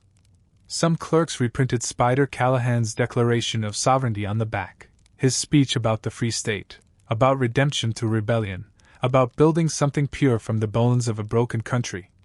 It was written with just enough poetry to sound noble, and just enough venom to stick. I saw men reading it with squinted eyes and tight jaws, like it said everything they'd been thinking but never dared to say aloud. And that was the problem. Spider wasn't just popular now. He was relatable. I met a cattleman on my 2nd day in town. Big man, hands like tree roots, eyes tired from too many debts and not enough rain. He told me the bank was about to take his land. Said his father died trying to pay off the same loan. Said the lawman never showed up when rustlers bled his herd dry last year. Then he looked at me and said, "If this Callahan fell serious, maybe it's time we had something new." I wanted to argue. I wanted to tell him who Spider really was. The lies, the blood, the bodies in Denton Fork, and the betrayal at Jericho Flats. But I didn't, because in that moment I understood something deep and terrible. They don't care. They don't care if Spider's hands are stained. They care that he speaks in a language they recognize. The law failed them. The banks failed them. And now, even if he burns down half the world doing it, they'll follow the first man who promises he can give them something else. I wired Landry from the Telegraph Post. My message was short. Spider's raising a militia. He's got half of Gravel Country. More joining every day. You need to move now. Bring the whole damn army. The operator blinked when he finished typing. Think it's that bad? He asked. I didn't answer because it's... The situation soured further. You devoted the whole night to sharpening your steel and poring over topographical maps, sustained only by a bottle of rye and the weak glow of a chipped lantern. You meticulously traced every canyon wall and every dusty settlement between the parched creeks and the Crimson Hills, the precise terrain where Spider's followers were now multiplying like ants spilling from a fractured colony. You noted the old mining trails, the strung telegraph wires, and the vital watering holes.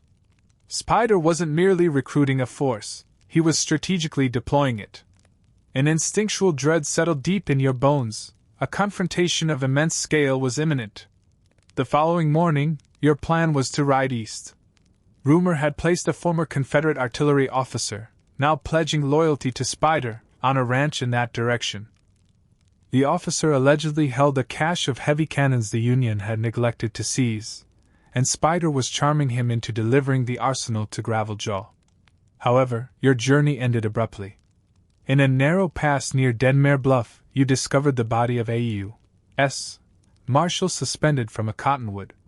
It was Marshall Cooper, a decent man, inexperienced, only 2 years wearing the star. You recalled sharing a glass of raw whiskey with him after a failed cattle drive. His boots were gone. His badge was nailed high above him to the tree trunk, pierced by a knife thrust straight through the center star, Spider's customary signature. You carefully cut him down, interred his remains beneath a cairn of heavy stones, and offered a ragged whisper that might once have passed for a prayer. Inside his coat pocket, you discovered a hastily drawn sketch, less a map, more a cryptic diagram. You recognized the critical landmarks, a specific curve in the river, the distinctive rock formations known as the Widow's Crown. A stark red X marred the entire drawing, with the single word, sermon, scrawled underneath. Whatever Spider was planning, it would happen there. This was his next grand stroke. You rode relentlessly, abandoning the established paths and hugging the periphery of the outlaw territories to evade his scouting patrols. You narrowly avoided detection twice. On one occasion, you sought refuge in a shallow cave, only to find a cougar observing you from the shadows, close enough that you genuinely questioned whether being mauled might be a less agonizing fate than persisting with this grueling hunt. Upon reaching Widow's Crown, the sky was the dull, oppressive color of lead, and the wind carried the pungent scent of ash from some unseen, distant inferno. A crowd had already gathered, dozens, perhaps hundreds. You didn't ride down, you ascended. The crown was a series of ragged, tooth-like rock ridges surrounding a natural, acoustically perfect amphitheater below. Spider understood the territory and how to command it. From your hidden vantage point, you watched him step onto a makeshift wooden platform. His arms were spread wide, his long coat billowing in the wind like a revivalist minister preparing to baptize the faithful, or perhaps, baptize bullets. The people cheered, but their acclaim wasn't frenzied or fanatic. It was deep, steady, resonating with the conviction of a church service. He spoke. His voice boomed up the ridge, a slow, rolling thunder. You couldn't capture every phrase, but the fragments you did hear twisted your gut. The Free State was never centered on me. It was centered on you. On the things you've lost. Your land, your fathers, your very names. I didn't construct this reality. I merely articulated it aloud. They erupted after his final words. No shots were fired, no banners were raised, yet in that moment, a scattered unrest solidified into a cohesive movement. You retreated before they could spot your position, a quiet, intense fury smoldering beneath your ribs, hot as coals left banked too long. He wasn't recruiting anymore. He was consolidating. You rode toward the edges of established law with a singular, iron objective. Spider could not be halted by simple gunfire. He had to be dismantled publicly, irrevocably. You needed to drag him into the unforgiving light and force his followers to see past the veneer, to see not the myth or the charismatic preacher, but the calculating man beneath. True sleep abandoned you. You no longer rested like a sane man. Instead, you drifted into short, jarring bursts, 20 minutes at most, which felt less like repose and more like strategy conducted with your eyes closed. In the strained quiet between these episodes, you envisioned maps, faces, and supply routes. You saw Spider Callahan's subtle, maddening smile as yet another settlement swore fealty to his self-proclaimed free state. You heard his phantom voice. "Have you ever paused to consider who you would be without me?" And now, terrifyingly, the question began to echo in your own mind. Despite the sheer hatred, despite the blood, the self-destruction, and the desperate struggle to stop him, he was perhaps the only man in the entire territory who recognized the true nature of the West, lawless, rotting, held together by frayed rope, cheap rye, and worthless legal promises. The only meaningful difference was that he aimed to conquer it. You merely aimed to live through it. Your ride concluded at Red Hollow, a town you intended to make your base. It functioned as an unofficial border town. Though no official demarcation existed, you could sense the precise point where Spider's influence reached its apex. The residents were watchful, hesitant, but not yet fully indoctrinated. A sheriff still presided here, maintaining a tenuous hold on order. If you were to launch your counterstrike, if you were to initiate the inevitable conflict, it had to begin here, in this final flicker of light before the total darkness. You arrived mid-morning. No one welcomed you. A teenage boy on the post office roof watched your approach, a rifle resting across his knees. A stray, limping dog crossed the dusty street and vanished behind the undertaker's window. You tethered your horse outside the saloon and stepped inside, your hand instinctively hovering near your holstered pistol. The interior held a dozen men and twice as many unspoken histories. Every pair of eyes snapped toward you, then quickly diverted. You located the sheriff at the back table. He possessed an old, heavy mustache, thick as a broom, a deep scar traversing his left cheek, and eyes that had forfeited trust the day the rail company burned his brother's homestead. "Thought you were dead," he stated, without raising his gaze. "You're not the first to think that." You gestured toward the empty seat opposite him. "Sit." He poured a measure of whiskey and slid the glass across the worn wood. "So, they say you actually brought him in once." "I did." "And then he got out." You simply nodded. The sheriff shook his head. "Should have just shot him." "I tried." He finally looked up. "Why are you here?" You pushed a crumpled paper across the table. "Your strategy, drafted during 4 consecutive nights of wakefulness."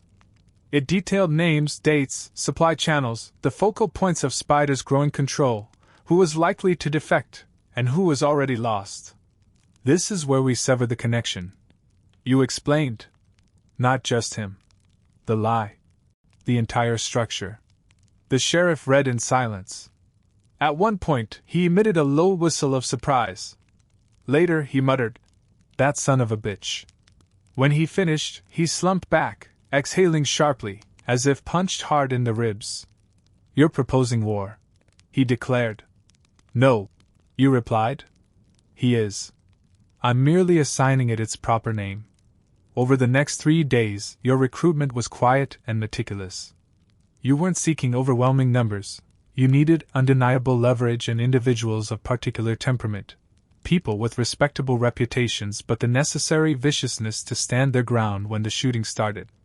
You enlisted a preacher named Mallory, 2 sisters who managed a freight operation and handled revolvers better than most men, and a northern blacksmith, Hobbs, who had been ruined by land fraud and seemed to carry the weight of iron in his fists. There were a handful of disgruntled ex-soldiers and one profoundly reluctant local banker. You forged a pact, not a standard army, but a precise mirror. Because the only force capable of destroying a myth is another myth of equal magnitude. You named your collective the Iron Circuit. No official badges, no formal oaths, only action. The strategy was elegantly brutal. Expose Spider, not to distant federal marshals or newspapers, but to his own believers. They viewed him as a modern Moses holding a pistol. You intended to reveal him as nothing more than a charlatan with a destructive god complex and a long ledger of dead men. To achieve this, you required leverage, you needed bait. You sent discreet, carefully worded messages to one of Spider's outpost lieutenants, a man named Reeves, who had ridden with you years ago before succumbing to Spider's persuasive rhetoric. You offered him total immunity, a cleared record and cash. 3 days passed without a reply. Then, a small note appeared, slipped beneath your door. Tomorrow, Devil's Lantern, alone. You rode out well before dawn. Devil's Lantern was a dry riverbed sequestered within a rocky basin, the perfect site for sudden ambushes and catastrophic errors. You arrived an hour early, scaled a steep bluff overlooking the rendezvous, and settled in, your rifle resting across your knees. Reeves arrived late. He was ostensibly alone, yet his quick, nervous movements suggested he wouldn't stay that way for long. He carried a folded piece of white paper, secured with a distinctive red wax seal. You descended slowly, keeping your hands clearly visible. Reeves, you acknowledged. Didn't think I'd see you again, he mumbled, his gaze darting toward the high cliffs. Do you see him? You asked. Reeves shook his head. Spider doesn't show. He sends. He extended the letter. You took it and cracked the seal. Inside, written in that smooth, deceptively dangerous script, was a single sentence. I'll let them decide. Beneath that were coordinates. You looked up, but Reeves was already retreating. You didn't attempt to stop him because you understood the maneuver. Spider was orchestrating a trial. Not a mere duel, not a gunfight, and not a legal proceeding against you. He was inviting his populace, his free state, to witness what he intended to be your ultimate public humiliation. He planned to turn you into a cautionary tale, to scrub your name from the history entirely, thereby establishing himself as the definitive voice. You smiled. It meant he was rattled. You had become an undeniable fissure in his meticulously constructed narrative, and now he felt compelled to mend it before an audience. You returned to Red Hollow and assembled the Iron Circuit, displaying the coordinates. We approach this intelligently, you instructed. We force him to speak. We strip the mask away. Let them witness what we already understand. One of the Freight Sisters smoothly racked a shell into her shotgun. And if that fails, she countered, then we pull the entire damn tent down over his head. The spectacle was scheduled for 5 days hence. You dedicated the intervening 4 days to meticulous preparation, ammunition checks, map reviews, and most crucially, crafting the precise words. Your fight wasn't merely for survival.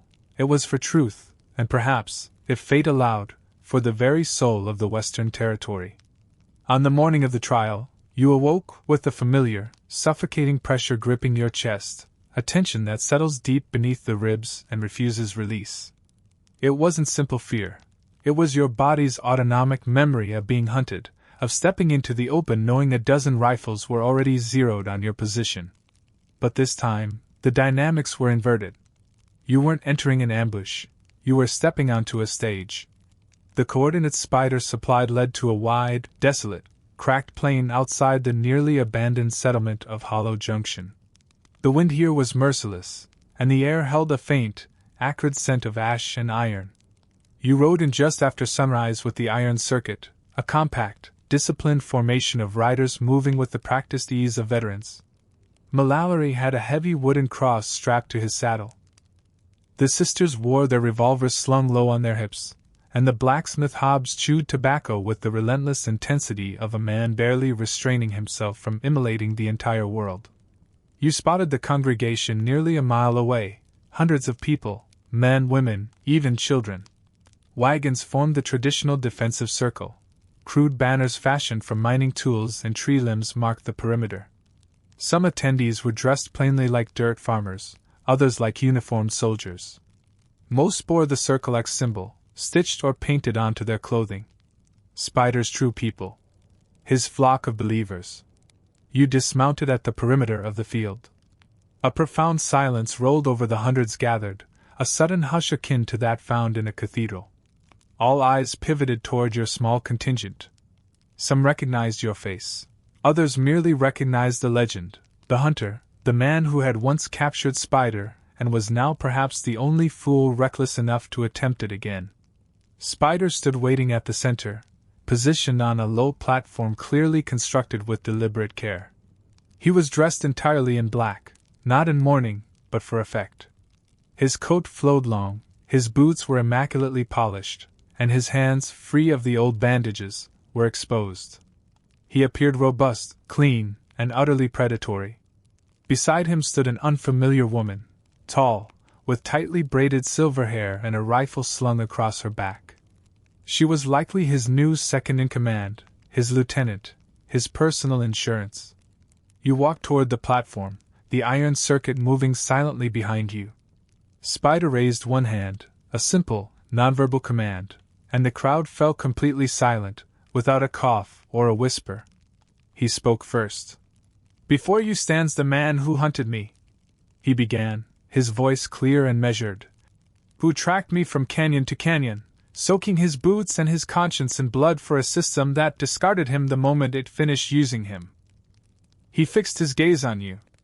I offer him no chains, no scaffold, only the opportunity for the truth to be heard by all of you. You stepped onto the platform. The wood creaked slightly under your boots. I'm relieved to see your appetite for drama hasn't diminished, Callahan. You said. A few nervous chuckles stirred the periphery, but the majority waited, acutely focused. You took a deliberate breath. Callahan champions the truth. You stated. Let us begin with this one. I have pursued this man for months. In that span, I have witnessed him demolish federal outposts, incinerate towns, execute lawmen, and fill fresh graveyards with souls too poor or too confused to choose a side. A low, questioning murmur spread through the assembly. You pressed your advantage. I have examined the journals he carelessly left behind, his detailed plans, his shadowy alliances, the federal weapons caches he looted, the corrosive propaganda he seeds in border towns. This entire venture is not about justice. It is solely about power. He isn't here to build a nation. He is here to seize a crown. Spider raised a hand. May I respond? You gave a curt nod. He stepped forward. And I have seen this man raid camps, drag vulnerable men from their beds, and abandon others to swing in the desert wind. He countered, his pitch rising. He has served crooked sheriffs who stole land from widows and powerful rail magnates who poisoned the rivers. Yet he dares to claim the mantle of justice. You suppress the overwhelming urge to draw your pistol and end it right there. Instead, you close the distance, deliberately lowering your voice, forcing the audience to strain forward. I am a weapon, you stated. And perhaps that assessment is accurate. But I never deceive the hands that hold the bullets. You face the crowd directly. Ask yourselves this: what is the consequence of disagreement with Spider Callahan? What happens when a follower chooses to leave? What happens when a town simply refuses his offer? You indicated the old, barely healed brand on your side. Ask the marshals who were strung up in Denton Fork.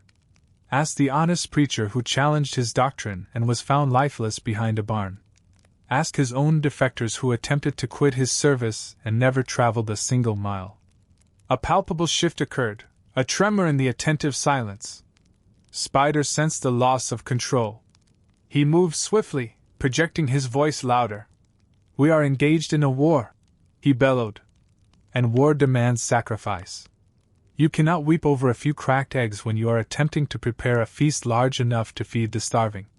You saw a man in the front row visibly recoil. You moved close to Spider, near enough to see the sudden sheen of sweat on his forehead. But they're not your eggs, are they, Spider? You challenged. It is always someone else who pays the blood price. You reached inside your coat. The iron circuit immediately tensed, ready for violence. But you drew no gun. You produced the folded letter provided by Reeves. You read the damning contents aloud.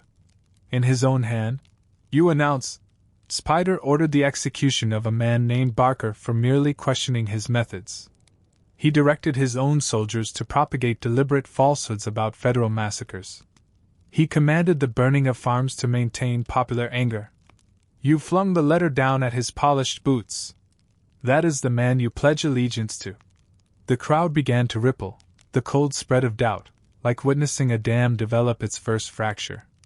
The silver-haired woman stepped forward, gripping Spider's arm, whispering something urgent and cutting into his ear. He violently shook her off. No, he snapped. They will understand. They must. But they didn't. They had seen the inner mechanics of the myth, recognizing the precise boundary between genuine belief and calculated theater. One man hawked and spat into the dirt. Another silently turned and walked away. Then a third. Spider watched the disintegration in stunned silence, devoid of anger, merely hollow. It was the look of a man suddenly realizing the world might continue to spin without his central presence.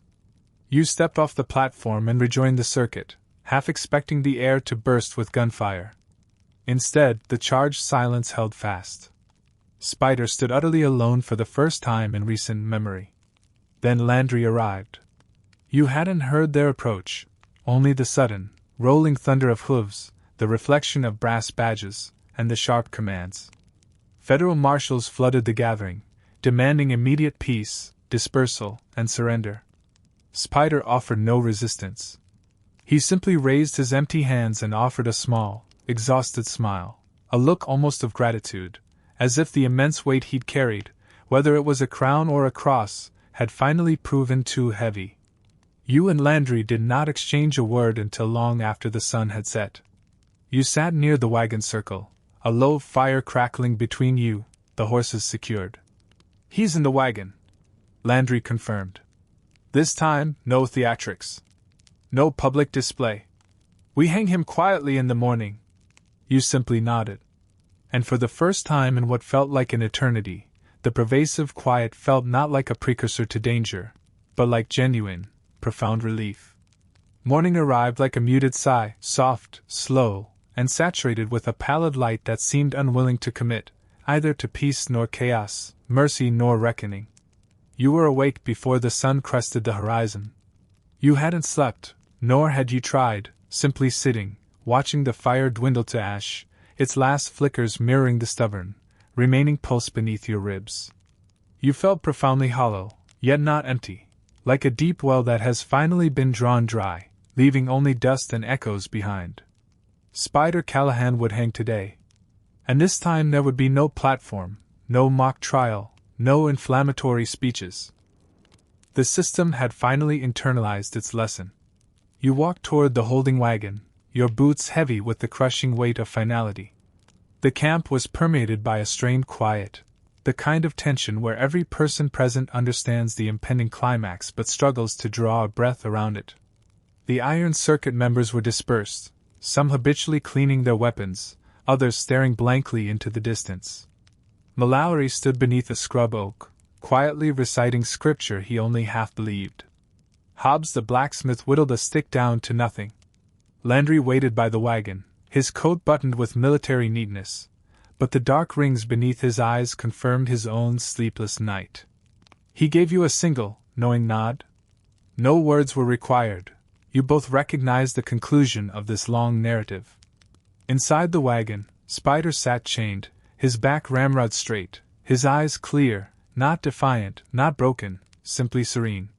The fight had drained out of him. He made no attempt to persuade you, offer no pleas, no curses. Instead, as you stepped into the light, he looked up and offered a faint gesture of respect, like two participants shaking hands before a duel either truly wishes to win. You stood framed in the doorway for a beat. I gave you every opportunity, you said. He smiled. No, you didn't. And I thank you for that. You could have become something greater. I was great, he replied, correcting you for his phantom audience. For a time. You held his gaze. Do you still believe any of this was worth the cost? He shrugged, the chains softly clinking. History will distort me into a lie. That is sufficient. It won't lie, you corrected, shaking your head. It will forget. That struck him. Not a punch, but a cold, small shock. Spider leaned back against the wooden wall of the wagon, exhaled slowly, and closed his eyes. Then let's conclude this. The gallows were rudimentary, 2 upright beams supporting a crossbar, hastily constructed overnight. They stood isolated on the harsh edge of Hollow Junction, a place so wind-bitten that only stubborn scrub brush managed to survive. There was no assembled crowd, no reporters, only a small cadre of marshals, the Iron Circuit, and a lone preacher transported from a nearby mining camp who read the final rites in a voice barely audible above the constant wind. Spider walked to the platform under his own strength. He didn't falter, nor did he resist. For a brief moment, you wondered if he was still performing, writing a final chapter in his head where he emerged a martyr, a lasting symbol, a fresh spark. But studying his face, reading the exhaustion in his eyes, you concluded he was simply finished. Perhaps not remorseful, but utterly spent. Landry read the concise, conclusive sentence. Then, just before the coarse hood was drawn over his head, Spider turned to you. You look tired, he observed. You nodded. I am. I hope you find peace. I hope you find nothing. You countered. The hangman pulled the lever. The trapdoor swung open.